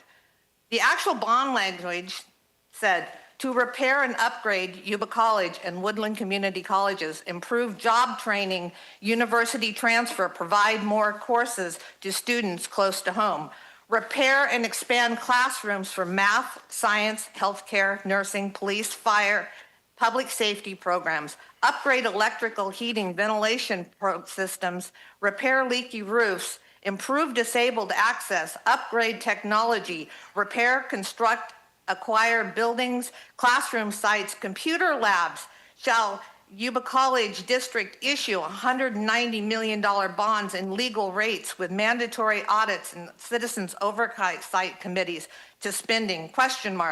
The voters of Yuba-Sutter communities had expectations that our main campus would be updated and repaired. They voted to invest $190 million into our college. What happened? This is the Palace. We nicknamed it the Palace because when we were doing our research, we actually got calls from several employees in the college that shocked us. We received information that Yuba College had tried, even though they tried to pass another bond, we discovered that they were leasing a 13,780 square feet of office space for its headquarters in Yuba City. On December of 2017, the Yuba City Community College signed a 10-year lease agreement with Yuba City Offices LP at 425 Plymouth Street. The source of this is the Appeal Democrat article dated August 12th. That office space housed the chancellor and the administrative offices. Vice Chancellor Kuldeep Kaur said that the college is currently paying $400,000 per year to lease this office space. Just try to wrap your head around that. The students and staff were still attending classes and working at the main campus at the time with very little upgrades at the time. Per the Appeal Democrat article, as part of the initiative to cut operational expenses, the Yuba College District finally approved to sublease it to the Yuba City Unified School District. The Oversight Committee reports. After listening to their presentation, we agree that bond oversight committees, they did provide yearly, annual expenditures and bond revenue. They reported on the funds that are spent and authorized projects, not salaries. They actually reported annually and they were correct. They reported discrepancies that showed in the actual oversight committees that they did. The independent auditors provided annual reports. They confirmed that proceeds from the bonds are expended on capital outlay projects. They are there to make sure that no money is spent on anything except for those projects. Our sources came from various places. The general bond application summary presentation in 2021 by Vice Chancellor Carr and the Director of Facilities, Planning, Maintenance, and Operations. They also have another project matrix that we took information out of, and the program cost summary from 2009, and the Measure J oversight reports. All of those sources are coming directly from Yuba College.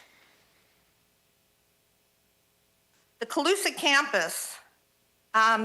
campus is interesting. They purchased 5 acres of land in Williams to construct the Colusa County Outreach Facility, which opened in 2011.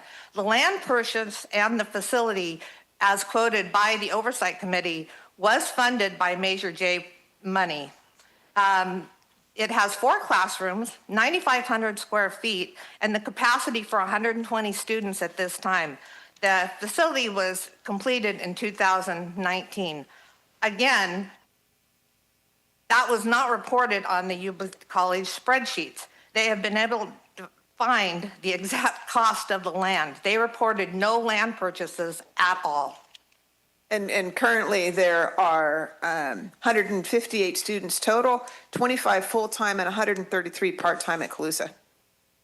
The Sutter County campus, again, they bought 20 acres, which was purchased with Measure J funds for the 2010 opening of the Sutter County campus. We asked Vice Chancellor Carr for the amount of the land purchase, and again, we did not receive a response.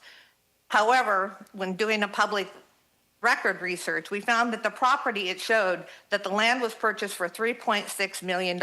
Again, that's another discrepancy that is not on the Yuba College's spreadsheets. The Sutter County building has 20 classrooms, a Yuba College educational outreach, student services, district boardroom, and administrative offices. The district boardroom, all of the district office costs and administrative office costs should not be allocated to the Sutter County campus. Those are administration costs. The Yuba County spreadsheet shows that $5,835,000 in the building and furnishing costs. The Bond Oversight Committee reported that the Sutter County facility cost $29,499,000, not including the land purchase. That's a huge difference. It makes you wonder what else is wrong. The Lake County campus land was purchased in 2010 per the Yuba College Bond Oversight Committee. The land was purchased for $475,000 from the Canocti Unified School District to expand the Lake County campus. Again, please note that none of the Yuba College spreadsheets report that they had any land purchases funded by Measure J. That contradicts, again, the Measure J Oversight Committee that was reporting annually. The funding from Measure J included the land acquisitions, constructing new educational and administrative spaces, a library, student services building, a biology, chemistry, early childhood, and Aromas restaurant and culinary building. The Yuba College spreadsheet mentions a building. There were actually 3 new buildings. They were the first permanent buildings at the Lake County campus. The Bond Oversight Committee reported that the Student Services building alone was $19 million. That did not include the cost of the other 2 buildings. What was the cost of all 3 buildings? We do not have that information. The Oversight Committee showed that the removal of several portables, again, not on the Yuba College spreadsheets. No costs were reported.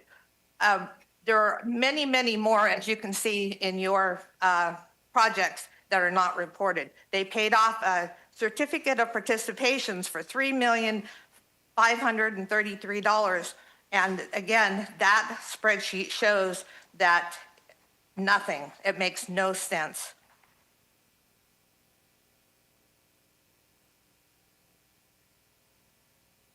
The Woodland College campus is interesting, okay? The very first report by the Oversight Committee showed that there was a large infrastructure project in 2007 that was not reported on any of the Woodland College's spreadsheets. It was an over a mile-long domestic water connection. No cost was given, but it was listed as a Measure J funding. There were renovations in many, many buildings, a large greenhouse. They had Tesla motor, lithium battery storages. They had building 800, all hallway and replacements, irrigation and well. They had several items that were not on any other spreadsheets. It was putting a puzzle together. The parking renovation, the solar parking lot covers, the Gibson Road improvements were ground improvements. But most of all, it was the $43 million performing arts and culinary building. But what's really important to notice that after all of these millions of dollars spent on the Woodland campus, that they plan to leave the Yuba College district. And with them, they'll take all of those buildings. And we did try to find out, make sure that there would be no refund for that, but we didn't receive an answer. The Yuba Community College, we did get a great building. The pictures that you see here on each side, those were actually taken in 2020, 14 years after the $190 million Measure J bond was passed. The administration building, they did renovations, music department, some renovations. The applied arts building, utilities, services, you can see they did a lot of renovations. And we did go on a tour. We were invited to go on a tour when some of these were completed, and it does look much better. The mold is gone now, finally, after all of those years. And they did build a new allied health nursing safety facility. It is absolutely fantastic. But we don't really see, looking at all of this, where that they think that we've got so much money spent in our district.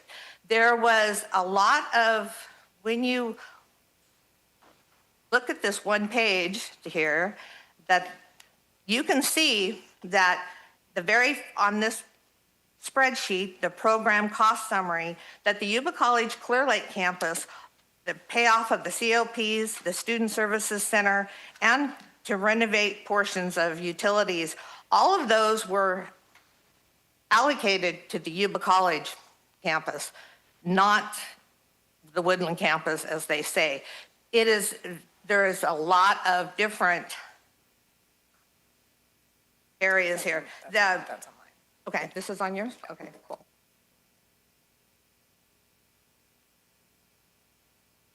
So there's a lot of history, and I want to make it clear, we are not anti-Yuba College. We believe in the college. We believe in the learning and helping our students locally. But what we want is accountability for our money spent. We are not an endless fund of money. When I overspend in my month, I don't get to go to my husband and say, hey, I overspent, can I have some more money? That's exactly what the college is doing, and here I'll explain some more. So on the pie chart, it's misleading at best. So at first glance, this pie chart suggests that Yuba College's main campus received a large share of the Measure J funds. But did it really? Because when you look closer, the numbers don't tell the full story. Key campuses are missing. Yuba College included 2 of its 5 campuses, leaving out Sutter County, Lake County, and Colusa, all of which were funded through Measure J. That alone should raise serious concerns. Now consider this. None of Yuba College's own spreadsheets include land purchases, yet we know there were 3, Colusa, Lake, and Sutter. Those purchases were clearly documented in the Measure J Oversight Committee annual reports, and they were funded with the bond dollars. So why are they missing here? And then it gets worse. The program cost summary shows $24.2 million for the Clear Lake campus allocated to the Yuba College main campus, and there's a total of 1,356 students at the Lake County. 461 are full-time, 895 are part-time, and we don't know how many of those are online for a sum of $24 million. If you're a businessman, would you look at it like that? So Clear Lake is counted as Yuba College, and that's not just confusing, it's misleading. And the ballot language itself compounds that issue, listing district-wide projects like technology upgrades, new classrooms. Hang on. There we go. This explains, and this is what Connie was talking about, where it shows that the total Yuba College Clear Lake campus was the $24 million. So that is it's misallocated on the paperwork. Do you have anything else on? That's what you were talking about. And then here we have the ballot Measure J. It also shows the Lake County campus improvement costs allocated to Yuba College. That's within the bond verbiage.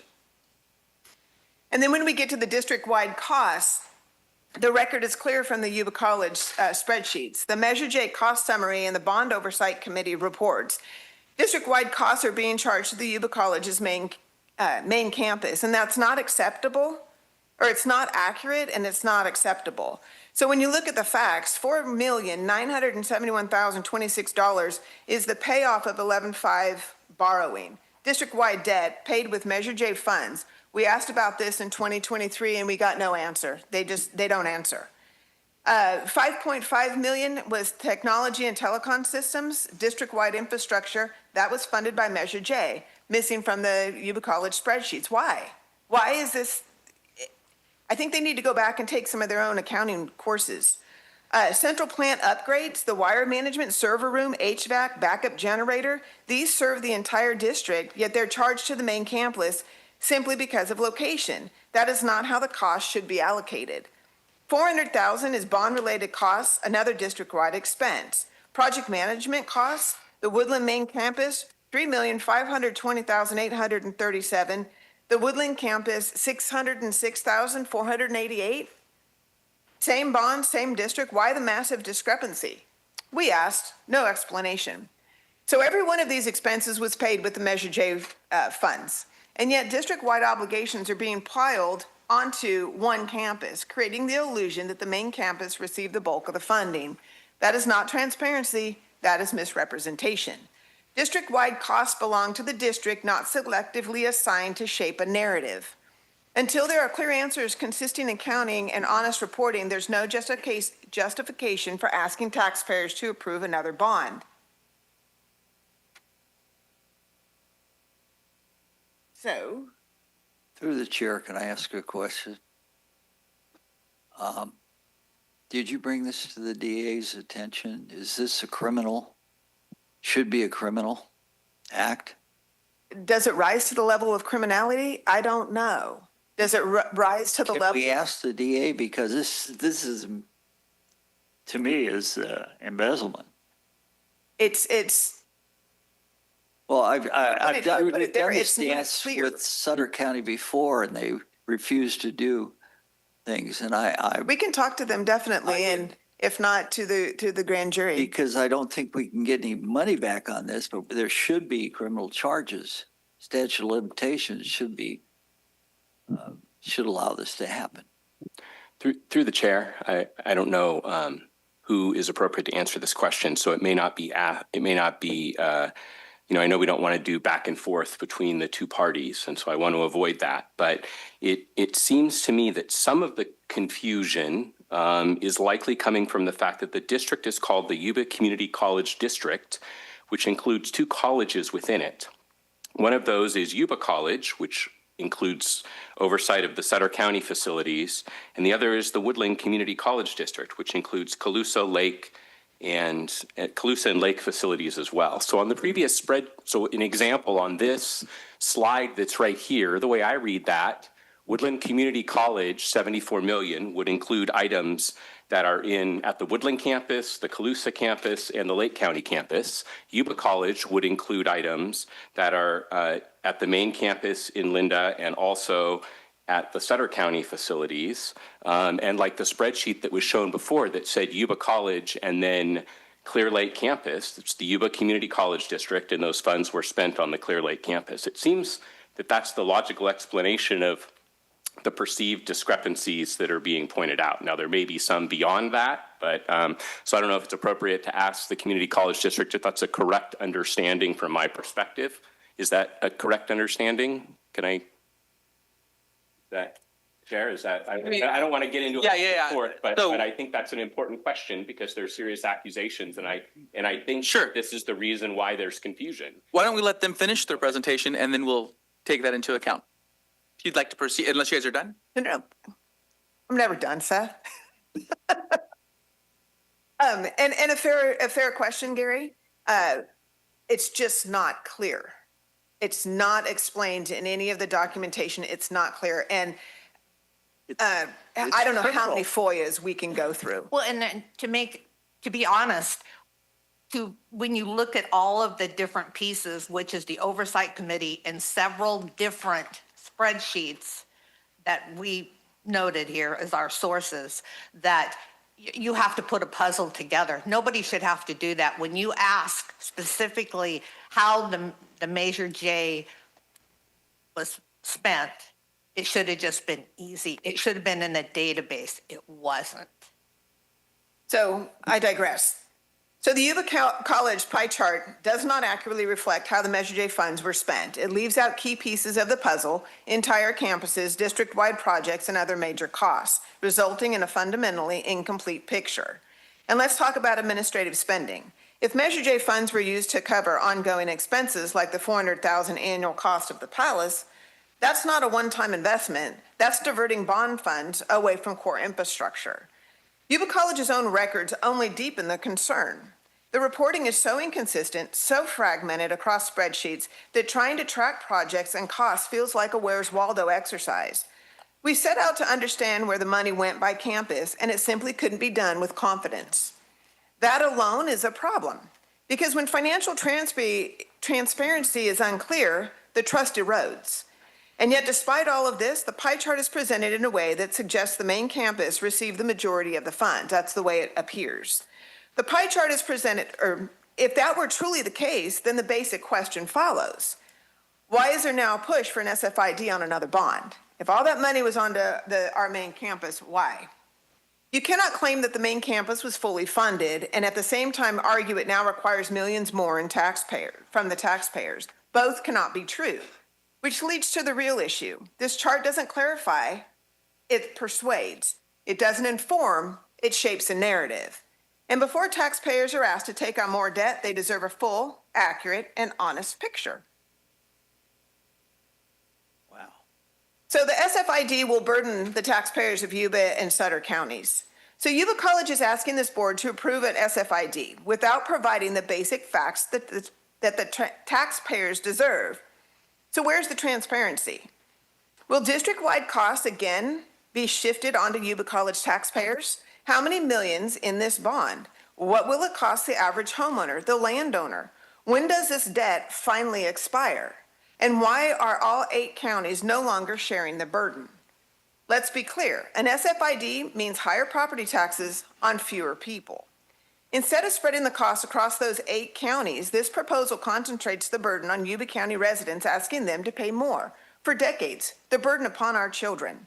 And they are already paying. Yuba County taxpayers are still on the hook for existing bonds through 2050. Look at how old you are today, and now look at 2050. Where are you going to be? So now we're being asked to layer on even more. And what about our farmers, the backbone of the region? Thousands of acres of ag land will be taxed under this proposal. These are not abstract numbers. These are family operations already facing rising costs and tight margins. They cannot absorb another hit. An SFID is not free money. It's a long-term tax obligation placed directly on local property owners with less accountability and fewer taxpayers to share that load. This proposal raises more questions than answers, and until there's a full transparency, clear costs, and a fair distribution of responsibility, this SFID must be denied. So to wrap up, Yuba County deserves better. Yuba College is asking the Board of Supervisors to approve a special financing improvement district without providing clear, complete, or credible information about this new bond proposal. Even after reviewing the numerous spreadsheets and reports provided by Yuba College regarding the use of Measure J funds, the reality is deeply concerning. The numbers do not align. There are inconsistencies across projects, costs, and expenditures throughout the district. The financial picture is unclear, and the decision-making by the Yuba Community College District Board of Trustees has been, at best, questionable. Yuba College's own records confirm that Measure J fulfilled less than half of the facility needs promised to voters. Many projects were scaled back, delayed, or deemed too costly as early as 2011.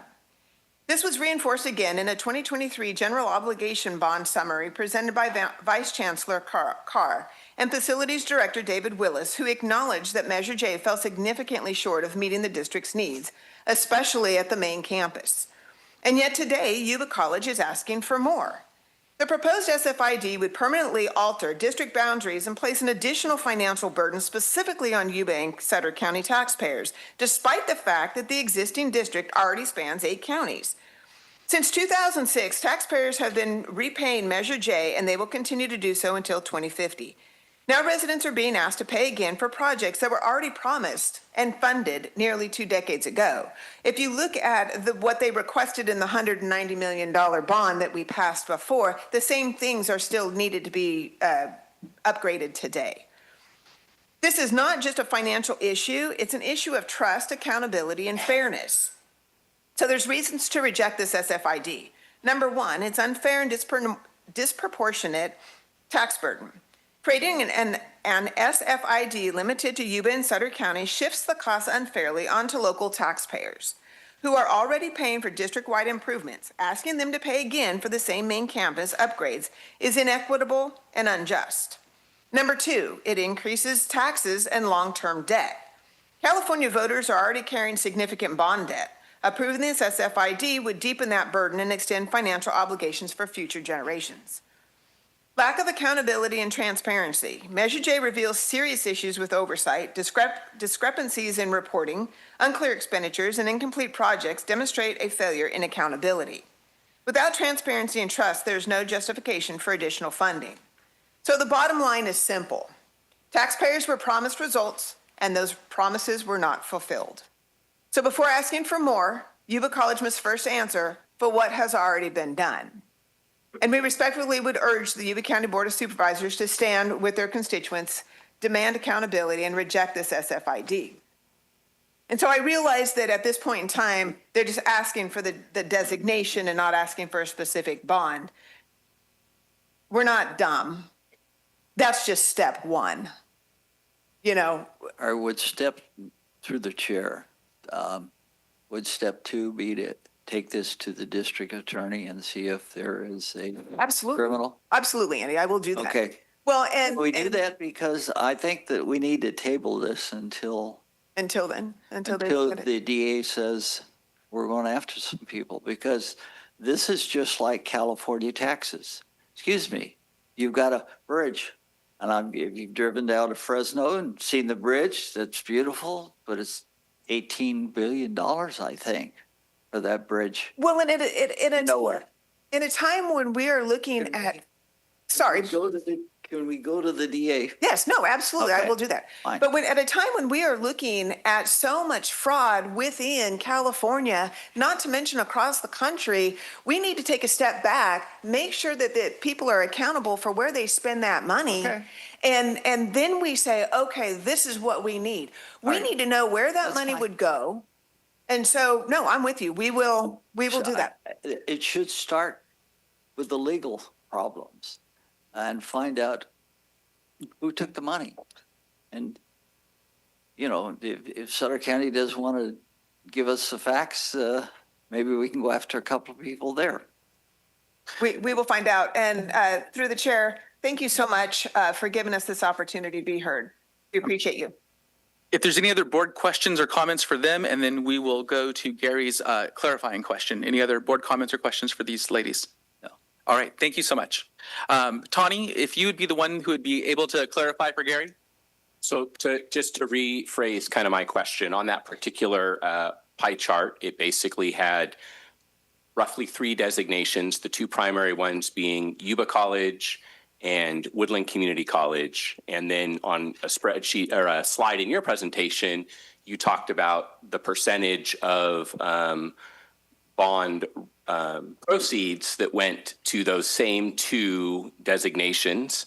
And then you also talked about the percentage of taxpayer actual funds that went to each of those 2 designations.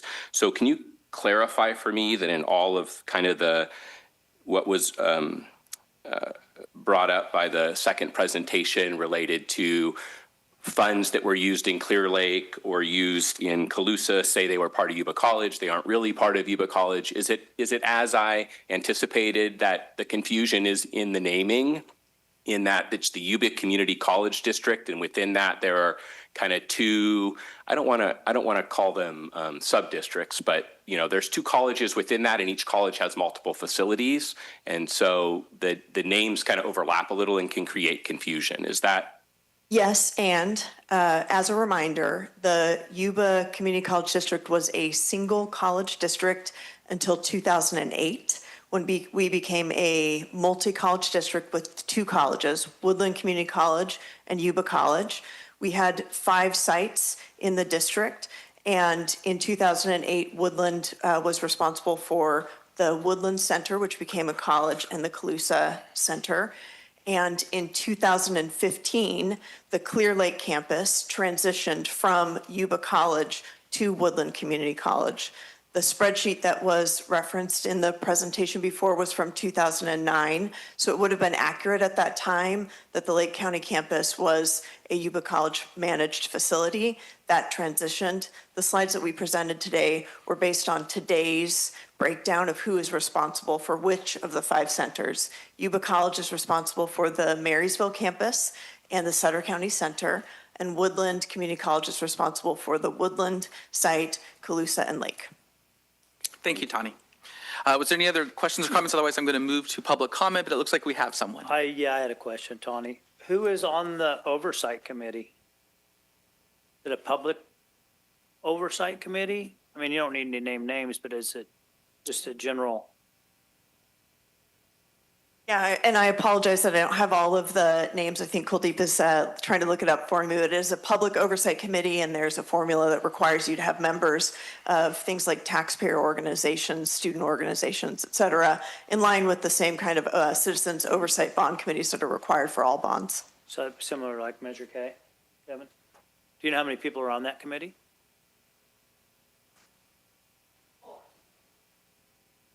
Chair of our Citizens Bond Oversight Committee is here, Liz Skelly. She says 4.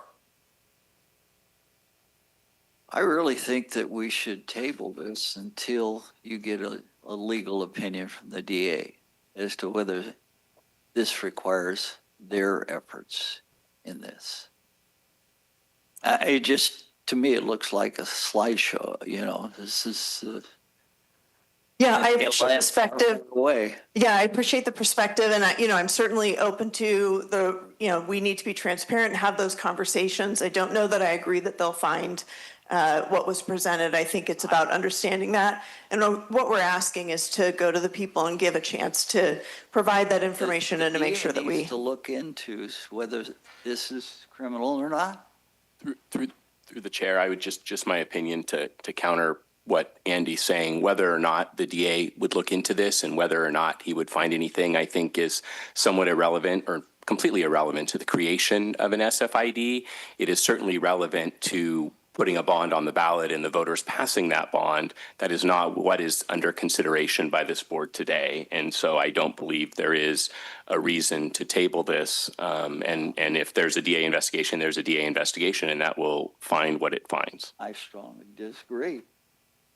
You have to let the DA have a chance. If there's no other comment, I'm going to have the public comment happen. Is that all right? Go ahead. Yeah, through the chair. Other questions. I do have some additional comments. I'll make them at the end. Yeah, I was going to say through the chair, we'll be able to have board comment at the end, right? I would love to hear all of your board comments after we let the public speak. Okay. Fantastic. Okay, through the chair, so we have Liz Skelly.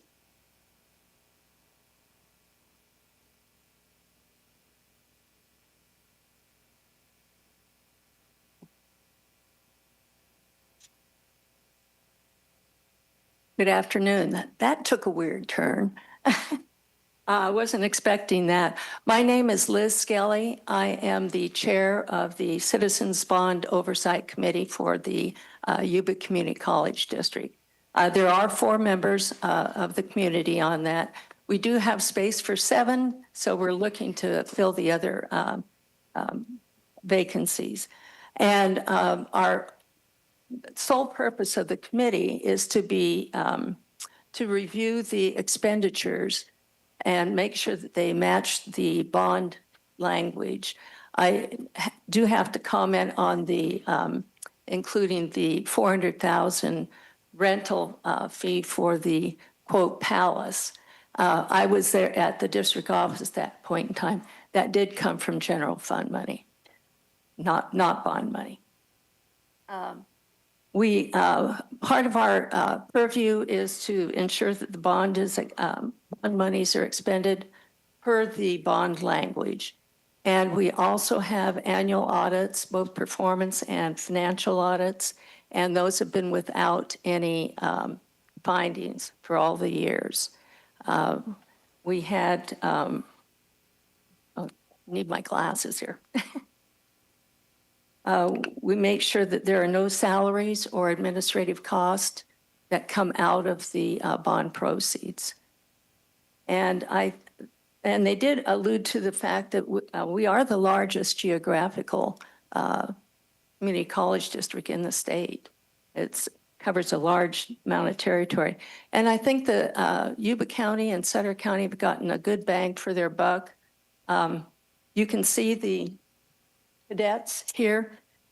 Without the bond money, they'd still be in a moldy modular out in the South 40, literally.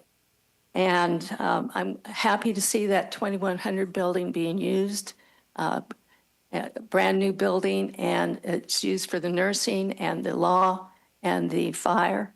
And I think that bodes well for the district. And the PE facilities that have been expanded within the district there and the college area. And that area is growing out there, as you can see. And having a viable, vibrant college, I think, is very important. And one thing of note, without your bond proceeds, we would not be able to leverage state monies. It's one of those deals you have to have money to get money. It's like you can't buy a house unless you have 20% down payment. So without those bond funds, we would not be able to get access to state match funds. That's very important. So with that, any questions? Yes, So- through the chair, I have a question. Sure. So there was kind of an allegation that some of the bond money was categorized as the Marysville campus, but it was spent for all the campuses. Was Yeah. Could Correct. you break that down? Well, I think Dr. Dotson mentioned they transitioned the Lake County Center from Yuba College over to the Woodland Center. That happened in 2015, I believe. Yeah. Through the chair. But Why was, go ahead. but it yeah. No, I'll just kind of clarify what I'm saying. Originally, Yuba College presented to us that percentage of the bond of more than was brought in from Yuba-Sutter County was spent in Yuba-Sutter County. And then the counter presentation said, that's not really true because some of that money shows that it was spent in at the Yuba College campus in Linda, the main campus, but it was actually for administration or for, I don't know what. I think they had a communication upgrade, 5 million or something, and so they're Right. saying That went to how they all the allocated campuses. that. How they allocate that. Yeah. And that would be a Kuldip Kaur question. But does that go to your oversight committee? Is that? No, bond we money? don't Not see bond. that amount of detail. We do have the audit firm that goes in and reviews the audit, reviews all the invoices.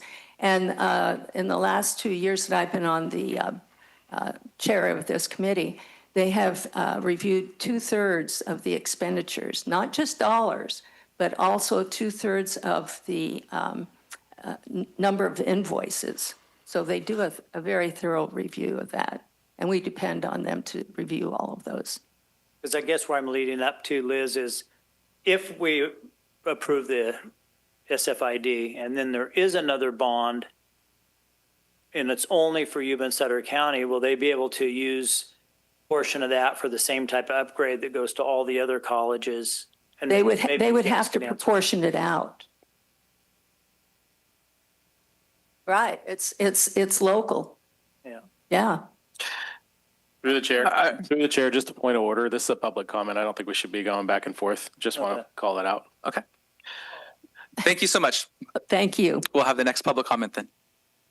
Through the chair, normally we would take support first, but I have been asked if we can take one person's position, public comment, because he does have to leave. Okay. It's up to the chair. That's fine. Okay, so I will call up Joe Hendricks.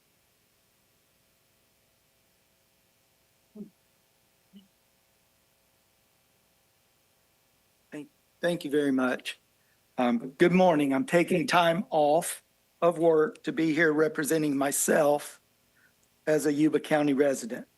I've been an active supporter of Yuba College programs and was active in bringing back the Pipeline to Public Safety program in Yuba County, as well as helping start, continue, or expand other programs at Yuba College. With that said, I'm concerned that the district's resolution appears to me to be missing statutorily required elements under Education Code 15-320. And I did not see where a public hearing was properly noticed and held by the district prior to adopting its resolution.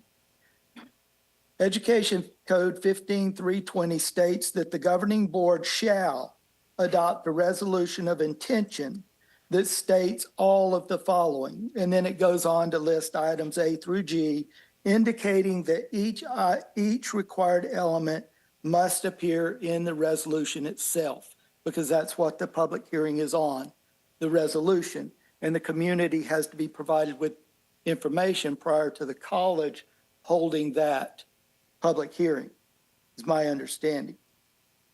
Those required elements include, among other things, the estimated cost of the proposed improvements, a boundary map of the proposed SFID filed and available for public inspection, the date, time, and place of the required public hearing, a statement that interested persons may appear and be heard. So I ask you to look at the resolution they provided to you as the basis for your action today. Ask yourself, because I could be wrong, I may have been given a draft or something, where is the estimated project cost required by Education Code 15320 subsection C in that resolution? Where was the SFID public hearing noticed? I used AI and couldn't find it. When was it held? And where is the record of that hearing, including documents provided to the public? What I did find that the resolution was buried in their consent agenda. I think it was December 18th. So I would ask, why was something that could cost taxpayers millions of dollars in a consent agenda, instead of being agendized as a standalone action item for the community to clearly see and take part in? Where's the boundary map that's required in Education Code 15320D? My question would be, how can you approve a resolution if it doesn't contain all of the required elements? I'm sure your staff probably looked this over since it is required and can confirm whether or not all of the required elements are in their resolution, or I don't see how it can be acted upon today. Now, I want to go back to I support Yuba College. We just have to do it fairly. I'm also concerned about something else that's not really out into the community, and that is the restructuring of California community colleges in the state. There's actually been proposed legislation and there's movement. That, as I understand, includes breaking up Yuba Community College. And so I urge you not to consider this in isolation. Thank you. Thank you, Joe. Through the chair, again, I don't want to encourage a back and forth here, but the public comment did raise a question that I have for Yuba College, and I don't know if that's appropriate to ask at this time or not. Would you prefer to wait and after all the public comments and keep note, or do you that might probably be better. Right. If you need to do it now, you can do it now. Standpoint, so I will write that down. Excellent. We'll take our next public comment. So the next person is, I think it's Annabelle Cruz, or Annabelle Cruz.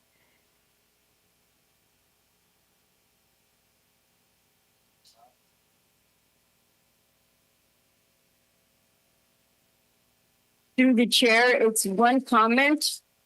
It's one comment, one person, please. I will be the one speaking. Okay, They're just here to support me. okay.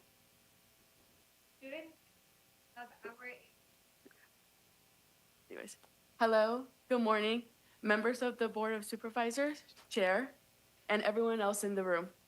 My name is Annabella Cruz, and I am a second-year student and the business director of the Associate Student of Yuba College, also called as ASYC. I am here to speak on the behalf of the Yuba Community College District, and I appreciate the opportunity to represent the voices of our students in Yuba College about the SFID resolution. For 100 years, Yuba College has provided quality education, funding, opportunities, and support to open many students' futures. As a first generation and a student with disabilities, my future depends on Yuba College. I was one of many students who did not have a realistic or steady career path.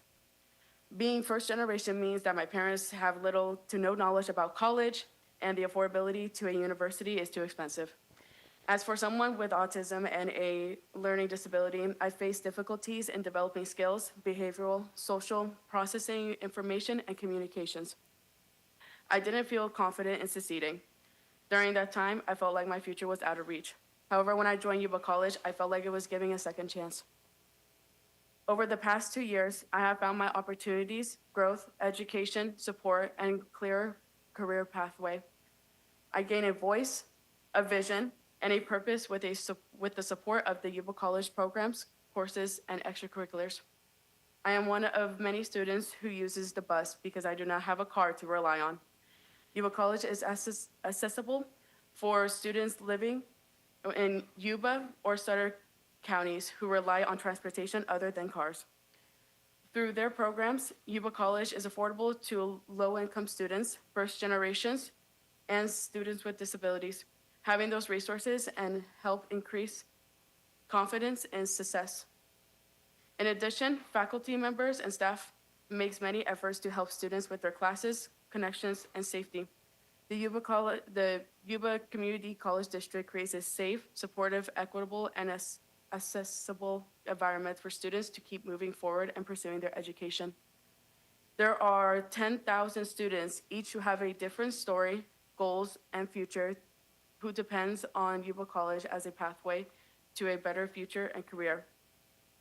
The SFID resolution stands for the School Faculty's Improvement District. What this resolution can do is to fund improvements such as the classrooms, programs, and students' resources in the Yuba Community College District. It creates transparency, fairness, and access to our community. We respectfully ask you to vote yes to this resolution. By doing so, you are giving the community a voice. Invest our community with the same way our students have invested their times and future into Yuba College. Thank you for your time. Thank you.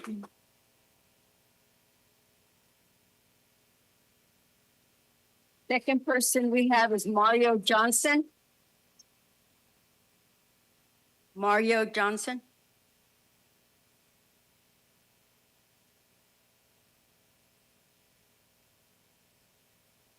Hi, good morning, Chair and members of the Board of Supervisors.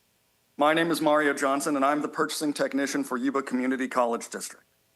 I appreciate having a few minutes to speak on the SFID resolution before you this morning and to share what kind of impact Yuba College has had on me.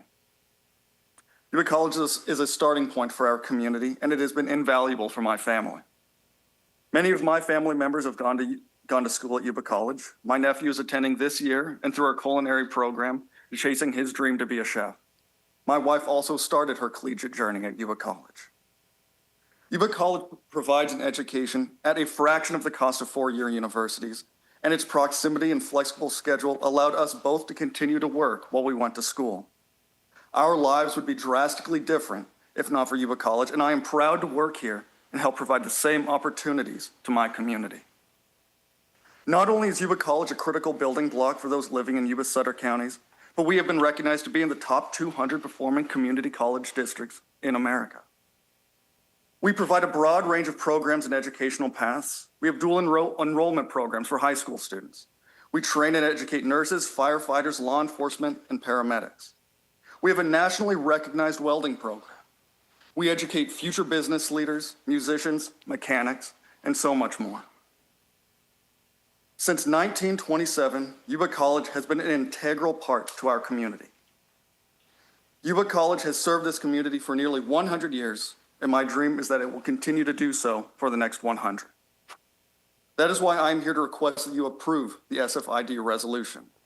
This resolution does not impose a decision today. It allows our community to decide on the future. Our community deserves the opportunity to determine how much of an impact Yuba College has had on them and how much of an impact it will continue to have. So please let the people decide. Thank you for your time. Thank you. Next person we have is Zach Bond. Zach Bond.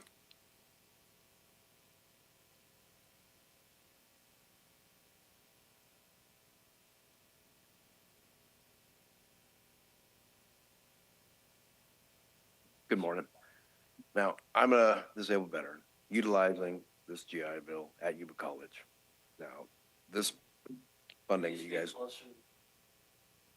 Disabled veteran utilizing my GI Bill here at Yuba College, swapping over, transitioning into a welding facility, trying to hopefully see if you guys are going to be able to put a little bit forward for our education. Now, it takes a lot for us to get there every day to make sure that we're able to learn how to throw these welds down, how to make sure these structures are safe. But we also need to breathe. This HVAC is going to be is going to allow a lot of us to be able to facilitate these jobs that you guys need us to do. We need to do it safely, and I know it costs a little bit.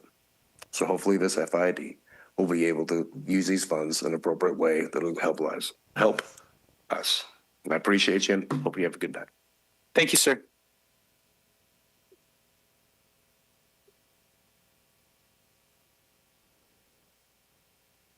Next one is Bill Cornelius.